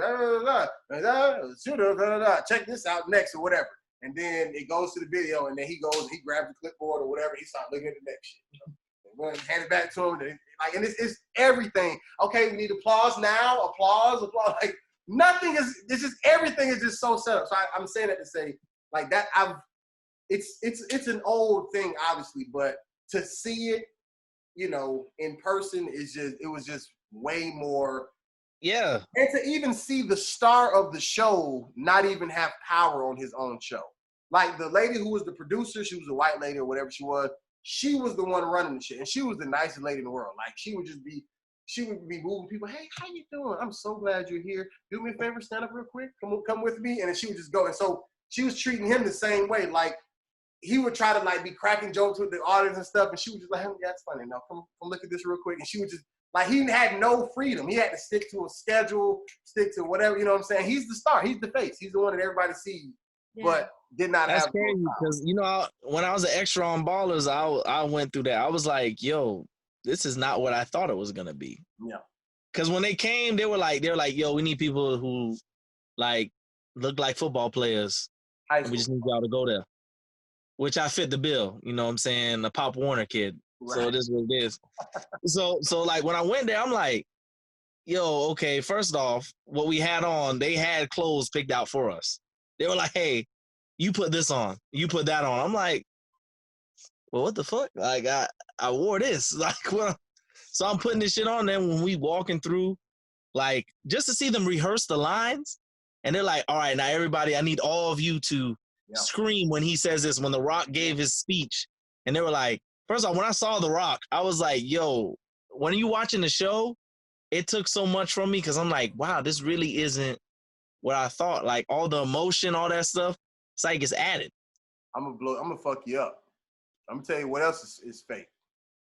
You watch anything like American Idol, America's Got Talent, all that stuff like that. First of all, have you ever seen America's Got Talent? Okay. And you know how when they really like somebody, they do the gold buzzer.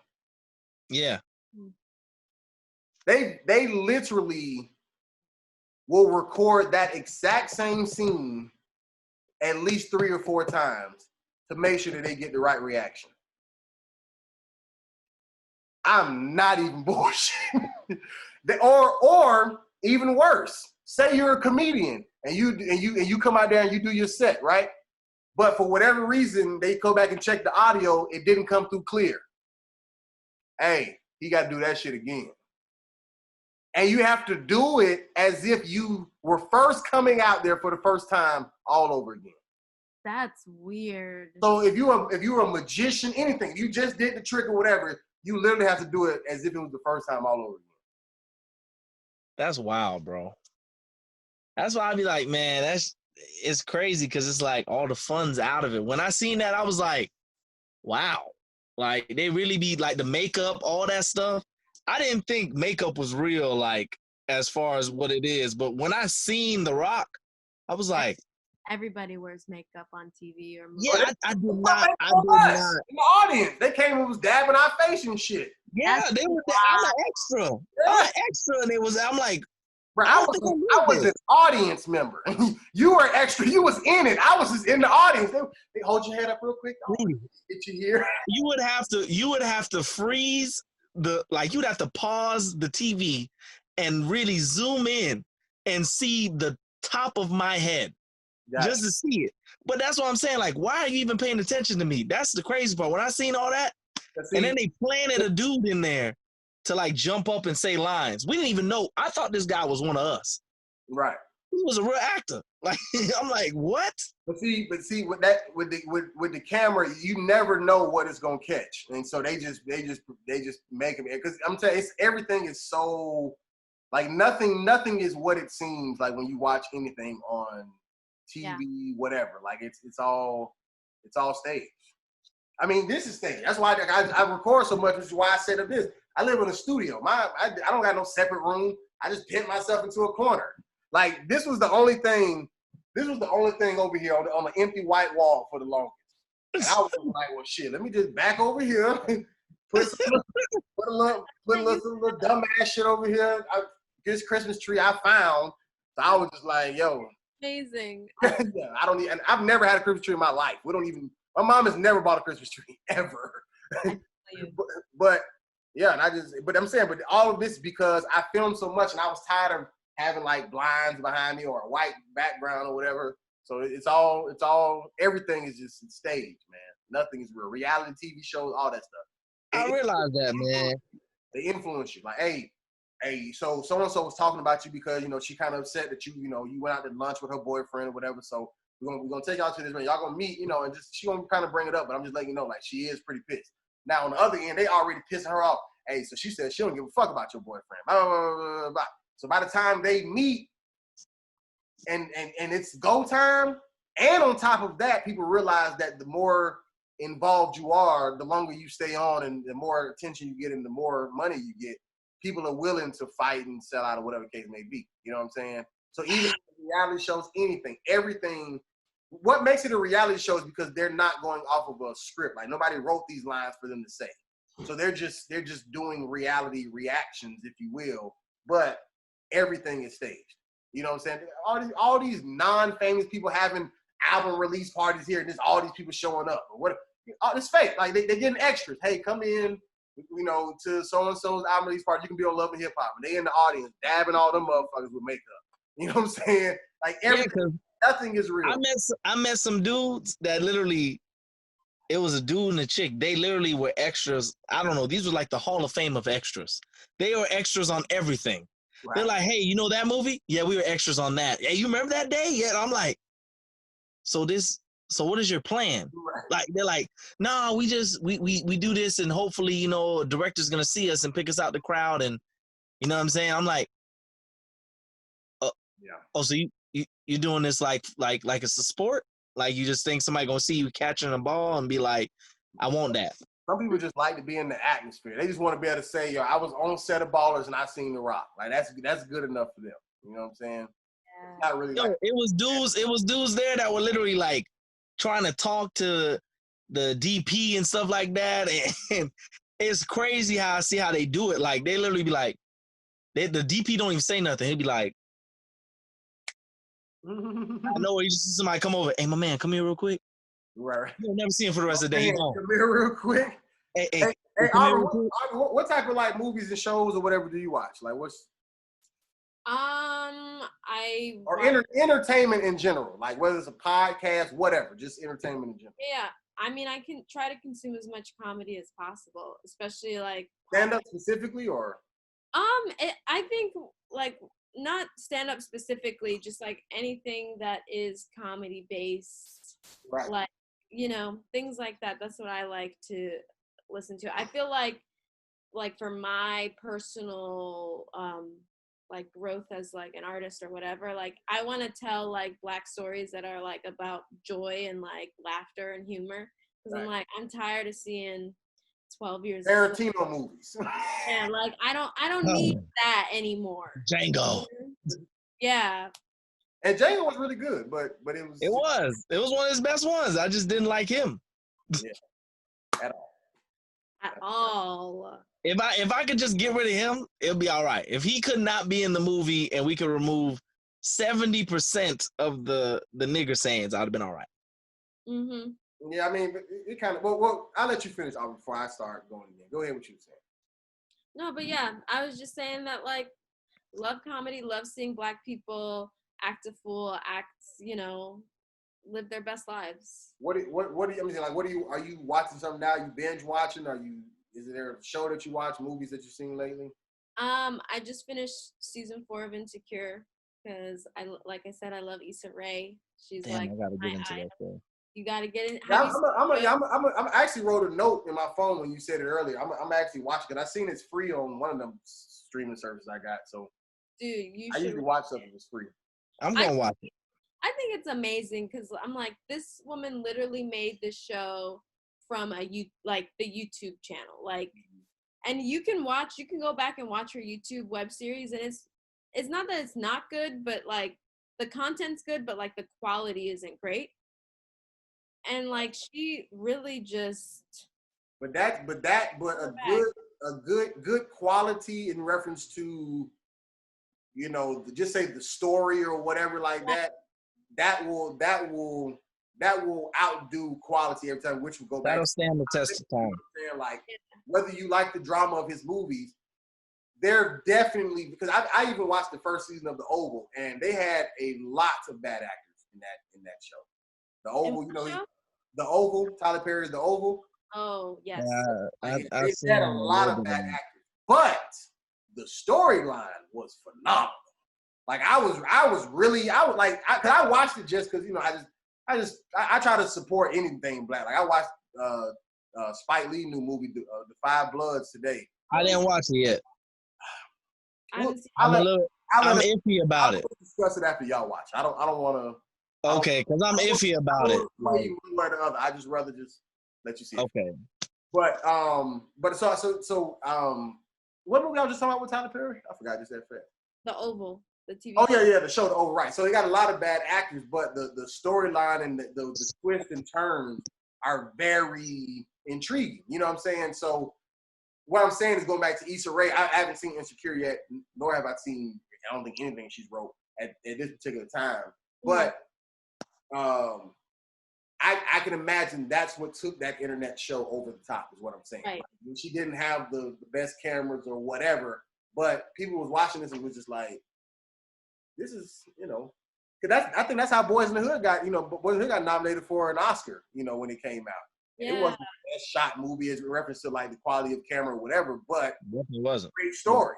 It's a great story. You know what I'm saying? It's a great story. Exactly. I mean, what else besides Insecure in Issa Rae? Let's see. I just heard about like this show called Animals on HBO that's like it shows like the different storylines of like different animals in New York City. So like there's literally one episode of like cockroaches that like live in the walls, and it's like you like fall in love with the cockroaches. It's an animated series? It's an animated series. It's not live action. Thank God. Okay. Yeah, I should have prefaced that. Because I ain't gonna fall in love with no roach. Roaches. Yeah. Okay.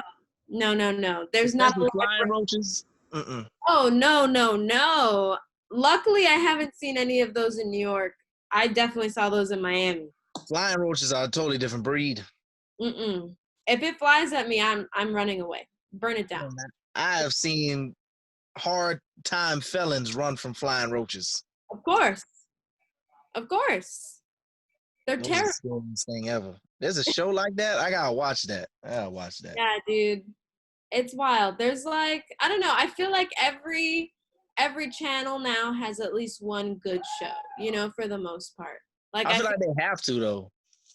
Right. Yeah, they have to. At this point. Right now. Yeah. E.T. It really is. Like Netflix coming hard with these documentaries. Like, like that Epstein. I was like, struggling with content is BET. I've clicked on BET Plus before. It is literally nothing but Tyler Perry. It's over with. It's not his fault. All his content is on there because he got the Viacom deal, which BET is under Viacom. Yeah. But BET, prior to giving him that deal recently, had not owned anything basically that they were showing.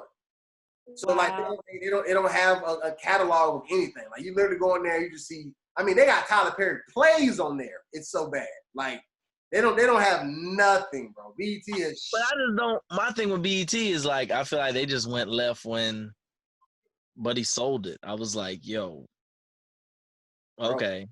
But I feel like there are so many like good up and coming like Black artists that could make shows for BET. I'm shocked. It's shocking. But they're not cutting that. They're not cutting them checks the way them other networks do, which is why people want because you know what I'm saying. Like you over here trying to pop on a network that nobody. I mean, nobody watches BET besides Black people, and it's not that many Black people. Yeah, that's true. Because it's Black entertainment television, but they're not showing a bunch of crossover shows. You know what I'm saying? It's not a bunch of like Cosby Show type shit. You know what I'm saying? It's literally, the game or whatever. You know what I'm saying? Like, and the game was about it. I think that's the only thing they had. Hit the floor or whatever. That was a good show. I love the game. No, the game. Was a good show. Fire. The other one, the Quad, was a newer one or whatever. Like it was like a Black college show or something like that. Yeah, they were trying hard to like bring in new stuff, but everything they brought in, I'm just gonna be honest, it was trash. Everything they brought in was trash. No. Don't they have that new show? I think it's called Boomerang, based off the movie Boomerang. I think. Yeah. I be trying because I tried to rock with them after, and I was just like, yeah, this is just gonna be a no for me. And I like to support everything like Black. Like it will be like literal like Black people. I'm like, man, I know this is not that good, but I'm gonna support you because you Black. Oh yeah. Like Wale said, like sue me. I'm rooting for everybody that's Black. That's just me. Like I'm going to do it. But there's times where I'm like, oh, I just can't do it today. like I'm like, oh man, this is garbage. Like, cause there's some Spike Lee movies where I'm like, oh boy. See, Spike. See, my problem with Spike, man, and that's I'm not gonna get into Five Bloods, but like, his movies be too on the nose. Like he literally be having like Black History breaks. It's almost like he'll have one character give a whole monologue about it. So you don't know about such and such who graduated from Morehouse College and such and such and such. And you just be like, is the movie over? Like, is this the outtakes? What is this? Is this the epilogue? I mean, he'll literally have a nigga break the fourth wall and look at the camera. Like, he'll be acting and he'll just be like, I can join the Kersey. That was a Spike Lee shot right there. Look. I was like, what on earth is this? Like, yo. Like Spike can just have it. He gonna have it black as hell. You hear me? This shit black. Mm-hmm. I mean, it be black. It be black. It's gonna be Did black. y'all see Black Klansman? Oh no, that movie was actually good. Like it was good. Like First of all, you're not gonna disrespect Spike. Like he out here making bad movies now. Spike. I'm not saying. Let's be honest. I don't like when people act like they can't say, "Yo, listen. Even though you black, even though you're great, what you just made was doo-doo. It was doo-doo." No, I'm saying that, but I'm saying about because you said it was actually good, like as if all the other ones were shitty. No, what I mean by that, what I mean by that is I went in there basically like I didn't come in with high expectations. Like I was like, I don't know what this movie is gonna be about, and I don't know where you're gonna go with this. So I'm like, let me see. Mm-hmm. Cause you gotta remember, before that, I think it was like 2 or 3 movies where I was like, They were like, movies. Chirac come out before that, and people were like not feeling that movie. Chirac. Yeah. Chirac was awful. Yeah. Oh my God. And after you watch that, and then you watch, you know what I'm saying, you see he's going to come out with this movie, which didn't get a lot of promo. There wasn't a lot of promo about that movie at all. Hold on, bro. We can't speed past Chirac. Bro.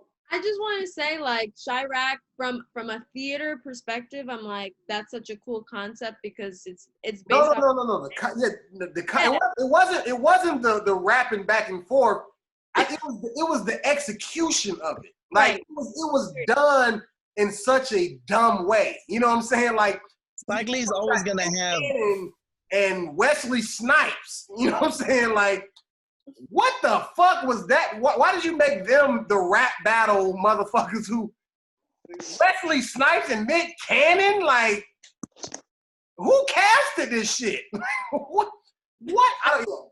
Chirac was hot ass garbage. But that's why I say with him is like sometimes I feel like he just comes at us left field. Like sometimes I feel like he'd be in the room and be like, Nick Cannon, Wesley Snipes.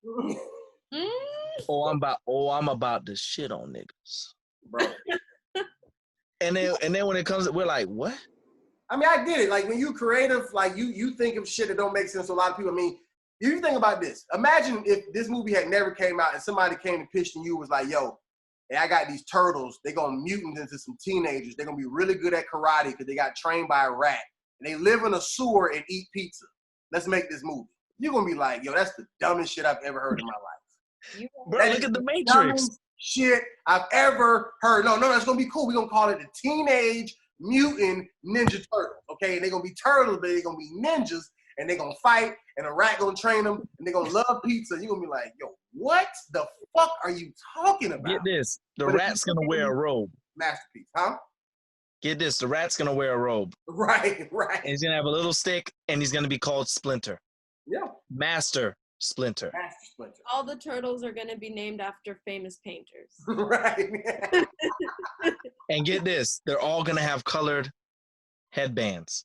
But they're not going to be headbands. We're going to cut holes in them and put them over their faces. Because no one's going to know their true identities. Right. That's what hides it. Yeah. But I'm saying, so like certain shit do sound crazy when it's first pitch. You hear Will Smith talk about how he turned down The Matrix to do Wild Wild West. Yeah, that's why I was like, if that would have been pitched to me, I ain't gonna lie. I would have been like, what? Of course. It's wild. It's wild. And only one of them was good. So, I mean, I get that. Which one did you like? Which one did you think was good? The first Matrix. Oh, the first one. Oh, see, for me, I like the second one better. I like the second one. Is that Reloaded? I thought Reloaded was way better for me. Reloaded is the best one. I mean, the fucking she diving out the window and falling backwards, shooting and shit. Like, that shit was lit. Man, with them two twins with the white dreads? Yeah, that shit. Yeah, okay, they were fire. They were fire. I wasn't ready for it. I was like, white dreads? This is new. And now Future's got him. So. Wait, Future got white dreads? Yeah. Oh shit! I gotta look this shit up. Come on, bro. Nigga out here, what the fuck is you doing with white dreads? Like they white or they blonde white? They're like blonde white. They're like platinum blonde. Platinum blonde? Okay, hold on. We getting ready to end this Zoom call, but I got to see this shit before we go. Future. I'm sure you haven't seen it. Nah, I don't be following Future like that. I ain't gonna lie. Future dreads. Future what? I heard Future some people call them dreads no more. Or just call them locks or something like that. I heard dreads was like this. I don't know, but when I saw them and they was phasing through stuff, I was like, oh, this is new. I was like, yeah. And then you had Lawrence Fishburne. It was Lawrence Fishburne, right? What? That did right? what? He was Morpheus? Mm-hmm. Oh, yes, that's Lawrence. Yeah, that's when he jumped off. I think he jumped off and jumped onto the car or something. I was just like, whoa. I was like, all right. I was like, I'm rocking with this. Because the first one, I was like, okay, this is dope. The second one, I was like, oh, this is just enough action for me.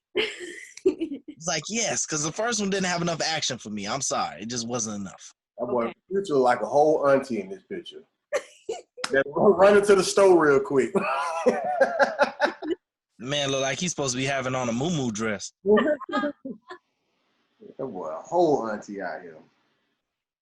Future be killing me. Hey, Auberth, you doing it? So you got any shows coming up on Zoom? I know you be out here, you know what I'm saying, slaying the Zoom stage. Bruh. Yeah, slaying the Zoom stage. Not anymore. Not for the time being. I really hope not, at least. So what's next for you, I guess, during quarantine?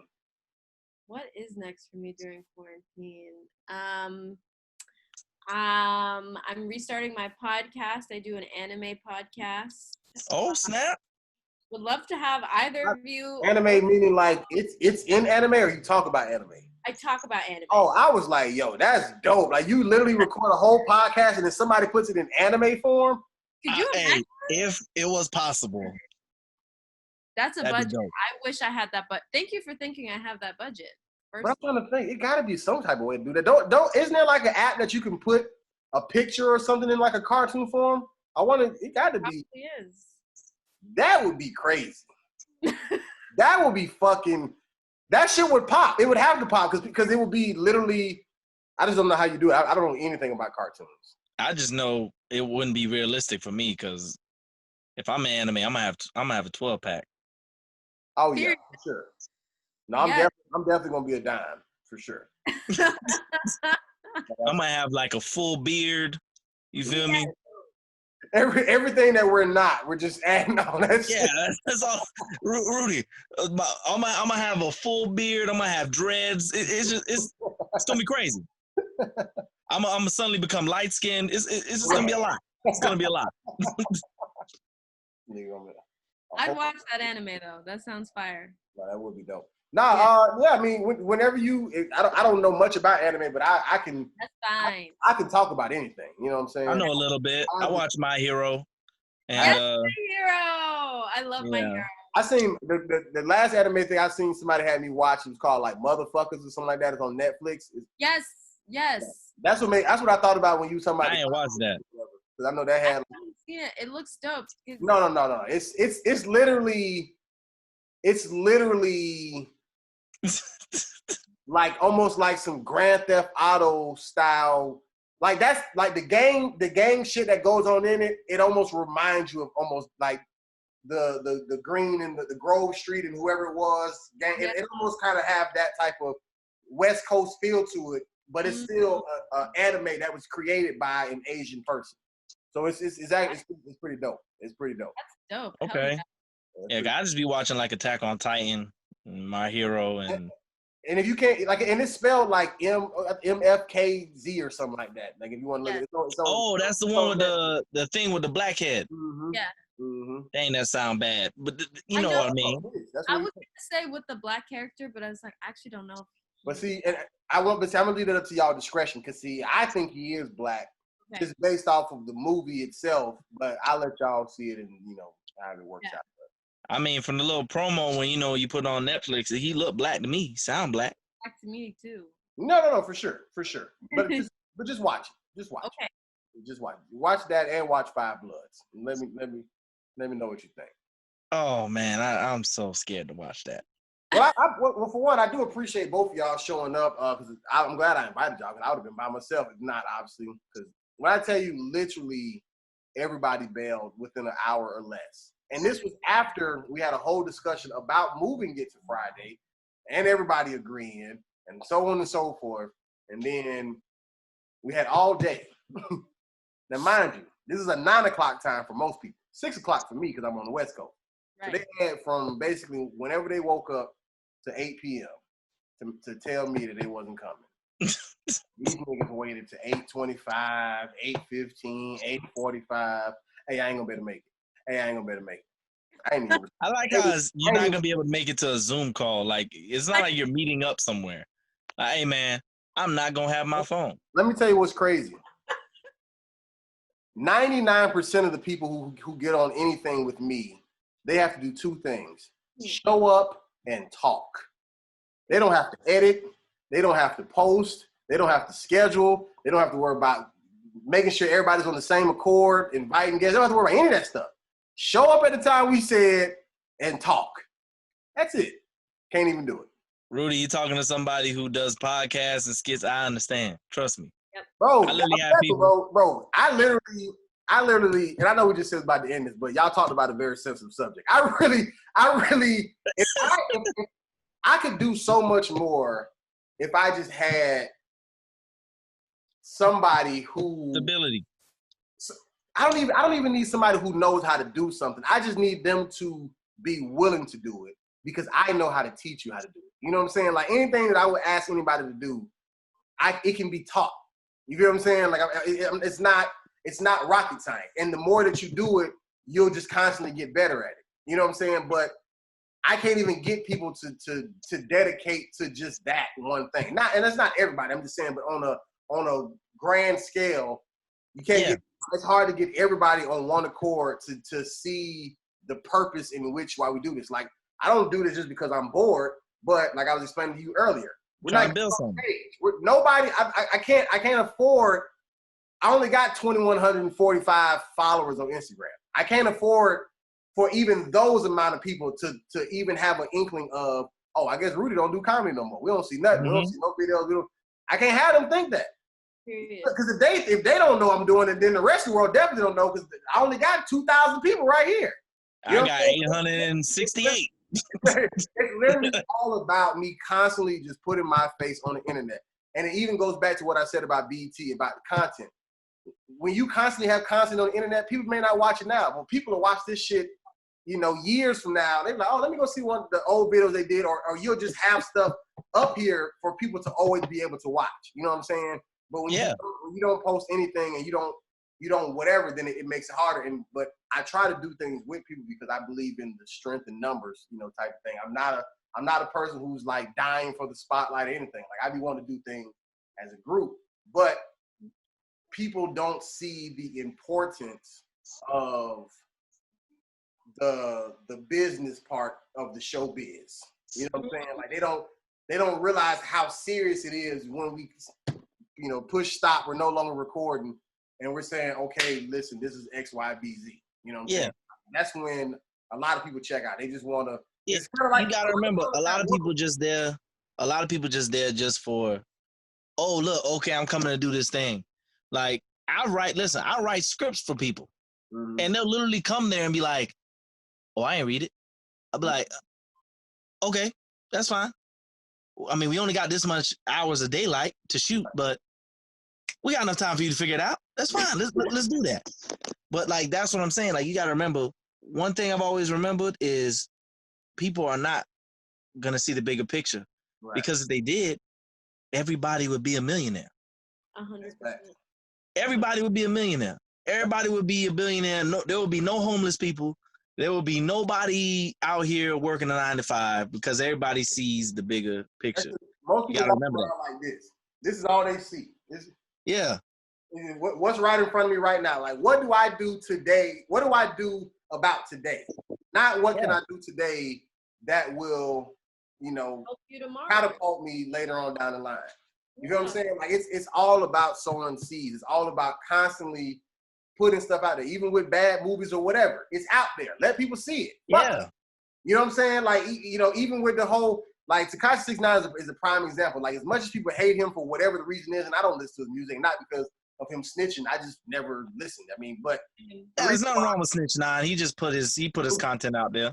But the thing about him is, like, he literally does things that makes everybody watch. And the reason why I'm saying is because, like, if he does a video like he did with the Trolls with Nicki Minaj, and that shit got like 150 million views right now. You know what I'm saying?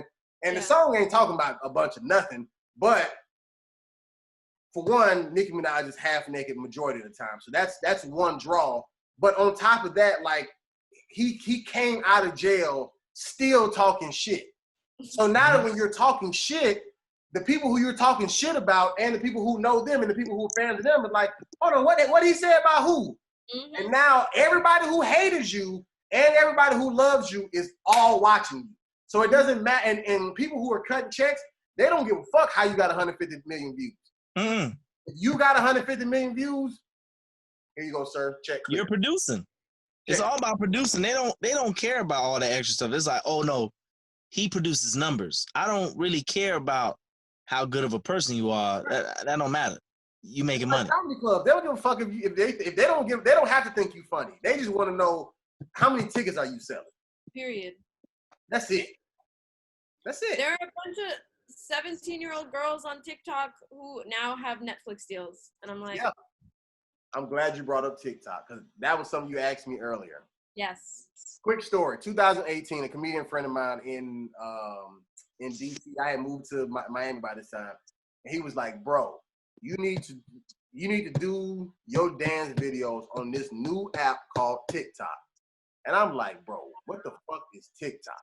And he's like, "Yo," he just sent it to me, whatever. And I was like watching different things, was not interested, had no interest at all. Yeah. I regret it that I did not start on TikTok back then, because I would have been famous by now, especially with this whole pandemic going on. You should post clips of your stand-up on TikTok. Like, you don't even have to do the stupid dances or whatever. Like, just post clips of your shit. The algorithm works where, like, people will watch it. And, if the right person watches it, then that's it. And you build your following. Yeah. No, I definitely downloaded because Fassel hit me up and was like, "Yo, he hit me up like a week ago. He's like, yo, you need to post your dance videos on TikTok." Mm-hmm. And it made me think about, I literally found the message that the comedian sent me in 2018. He was sending me links and clips. He was like, "Yo, I'm telling you, do TikTok. And I'm just like, bro, I don't get it. Because it was literally, especially back then, it was literally them just doing whatever the background voiceover or whatever, I didn't want to, especially I didn't really know about posting and algorithms at the time he was saying. So I didn't want to be the DC young fly of TikTok. Like I didn't want to have to try to figure it out first. You know what I'm saying? I just didn't. I was thinking way more about like on stage comedy or whatever, but I fucked up. So but either way. Yeah. I had the same thing with Vine and then early YouTube back when like Dormtainment and them just started. Mm-hmm. We were like, man, we should make a YouTube. But then I was like, nah, I'm gonna let them do it. I ain't worried about it really. I'm gonna try and do all this other stuff. It's always like that, bro. You just never. I didn't even start pushing social media until I moved to Miami. Believe it or not, I never pushed social media ever. But then I literally, after every show, I would be standing on stage or going up to people. Hey, I would follow them just so they could follow me back. Hey, let's follow each other. Audience members. Hey, let's follow each other. Just because that's the first time. I never posted clips of my shows. I never posted any skits. I would just literally like post those on like my story, or I'll post it on Snapchat. Yeah. I never really post. I never understood that. I didn't understand what an algorithm was. I was like, what is that? Like, I don't like math. I don't like geometry. People were like, nah, that's important. I was like, nah, I don't. Well, I tell you what, Brian, me and you definitely need to do something because, man, because I don't know who do y'all production. I don't know if it's you, Terry, or whatever, but like y'all production has always been grade A. Y'all ain't as consistent as I'm sure you probably want to be, but when y'all put something out, like I'm talking about the actual production of it, the introduction, whatever, y'all be having like all that shit. I be just creating little pictures and shit and just making it an intro. You know what I'm saying? But like y'all be having like shit like y'all paid for. You know what I'm saying? Well, that's the thing. We linked up. We usually link up with like I'll say right now, my other homeboy CJ, he went to Full Sail and all the other stuff. Mm-hmm. So some of the stuff you'll see he recorded, and then you'll see some of our other skits is me and Terry did. But you can kind of tell the difference. But me and Terry kind of try and keep it where he doesn't skip a beat if he doesn't record it. Mm-hmm. Like basically, you know what I'm saying? But it takes a lot of work because when you do quality work, it's crazy because you want to keep up with everybody else. So it's like, I'm like, dang, nah, we got to keep posting. We got to keep posting. We got to keep posting. And I never understood, like, because my other homeboy will be like, nah, I'm not done with it yet. And he's a perfectionist. So that's why when it comes out, it looks like that. I'd be like, man, nah, we got to post this now. Like, yeah. You know what I'm saying? Because I'm on the marketing aspect. I'm like, a faster way to make it perfect, nigga. Like, yeah.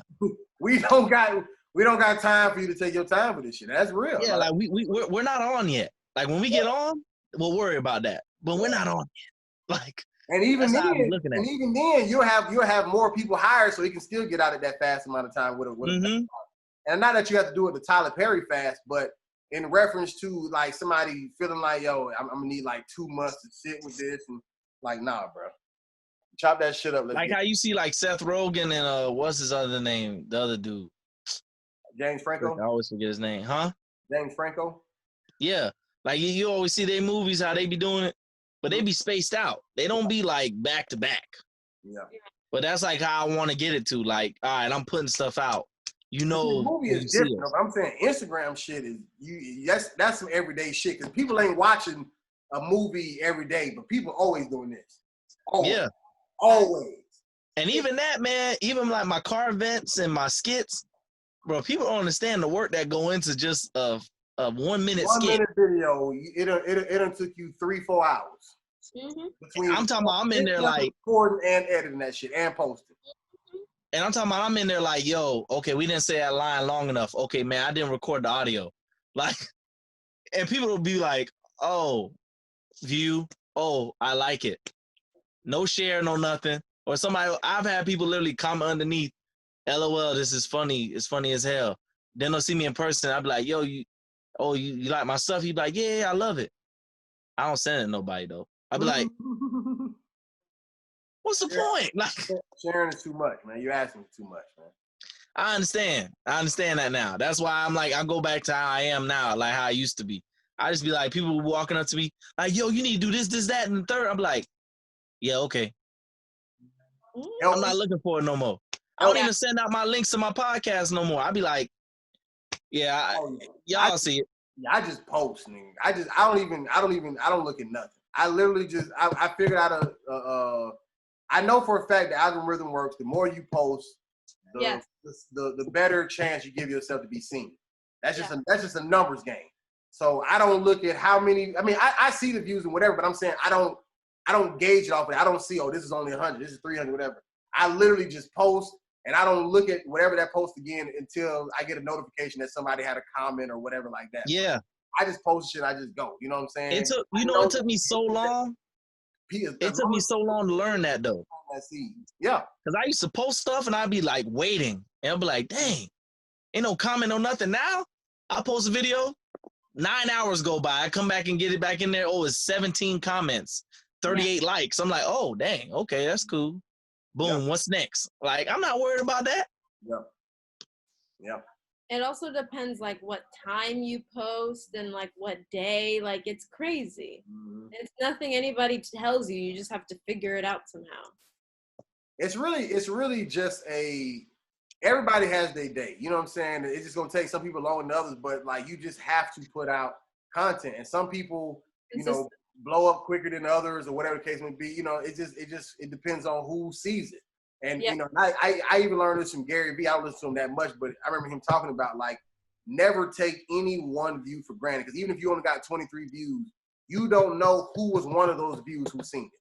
That's real. I like that. You don't know. You don't know who was one of those. You don't know if it was No. an actual person that you need to see it or a person who knows the person or who knows the person who knows the person or whatever who needs to see it. You do not ever know, because you think about it. You always get way more views on a video than you will ever get likes and comments. So that means there's people watching it who faithfully, who never say anything. I have people like when I go to like homecomings for college or whatever, I have people come to me all the time. Well, your dance video is funny as hell. Never even knew they followed me on Instagram or whatever, let alone was watching the shit. But they don't comment, they don't like, they don't do anything. They literally, but they watch it every single week. Yeah. So, you know what I'm saying? So But I've had people literally tell me, yo, because I remember like for a while, like I stopped doing videos because I was like, you know what? I'm sick of this. This is stupid. Like, why am I trying to figure out the algorithm? Why am I trying to do all this stuff? Why can't I just be funny and just be, and this, that's just it. Right. But then I'm like, I think I was in Walgreens. Somebody walked up to me. I didn't even know this man followed me. Like, this is just somebody like I knew from like Dade. He walked up to me. He's like, yo, why you don't do your car vent things, man? I really liked them. I watch them all the time. I'm like, bro, you never even followed me. You never even liked none of my stuff. Like, he's like, bro, you gotta keep doing those, man. Like, I'll be waiting on them. I'm like, bro, what? Yes.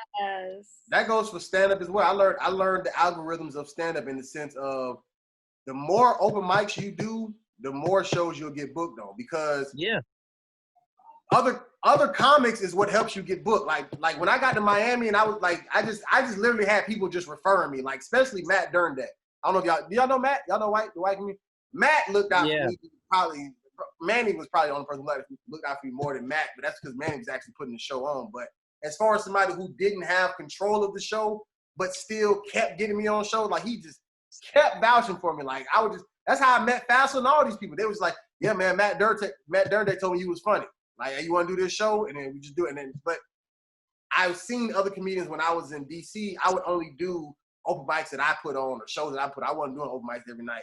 But I would see people who would do 2, 3, 4, 5 open mics a night, and they booked in Pittsburgh, booked here, and they just doing shows all over because you're constantly around, you're constantly being seen, you're constantly running into people and meeting people, and that's what helps you, whatever. So, you know, but even going back to even like a Tyler Perry, he's put out so many movies, you know, win, lose, or draw, they out there. It's content. You know what I'm saying? You just got to keep shooting. There's a fan base who likes him, and they continue to follow him every single time. Yeah. And that's what you have to do. Once you find your fan base, you just keep feeding them. You just keep feeding them. Real. I'm pretty sure it's late on y'all end, so we can definitely go. I know we keep talking and talking and talking. I don't want to. I have to go, but I mean, if y'all want to keep talking, do your thing. No. We went way longer than this ever. Yeah, because I low key was like, oh, okay. This one is going to be an hour. No, this is definitely the longest episode for sure. And I was late. Especially if you include when me and you started talking, Auberth. But right. but I didn't. Everybody seemed like they was just kept talking, so I didn't want to be like the party pooper per se. Man, you better shine the light. Got a minute left. Well, real quick, we can start with you, Auberth, then you, Brian. Just throw out y'all, you know, any handles, websites, you know, all that type of stuff. Well, I'm Wizard of Obs on Instagram, Wizard of, and then AUBS, and then on TikTok, just my name, Auberth Bercy. That's me. Gotcha. Oh, you're on TikTok. Okay, so yeah, when I crank up, we'll get follows or however that works. I don't know what it's called on there. We'll talk about it. All right. Go ahead, Brian. You can follow me on Instagram, Brian G Comedy, and also Pack Entertainment. And then as far as YouTube goes, Pack Entertainment TV, where you find Figure It Out podcasts and also comedy skits and other productions I put on. Dope. And my Instagram's willy nilly if you nasty. But most of all, please follow us at No Life Boys Productions, NOLIFEBOYZZZ Productions. And so Instagram and YouTube, subscribe, all that shit, so we can eventually get paid for this shit. Or else my Christmas tree gonna run out of lights. So I appreciate both of my guests for joining me. And you guys don't necessarily have to be guests, man. This is an open platform for just any comedian friends that I have. Or even if I don't even know them, this is just literally, this particular one is open to just meeting conversation. So whenever you want to jump on, we usually shoot it on Thursdays, but I had a table read yesterday, so I had to push it to Friday. But whenever you want to, hit me up. And if you don't hit me up in a long time, then I'll probably just reach back out to you. But either way, we definitely got to have you back. And then Brian, like I said, well, I'll talk to you about Auberth, about TikTok, and Brian, me and you, we'll talk further about other productive stuff. All right. But until next time, y'all be safe, man. All right, y'all. All right, y'all.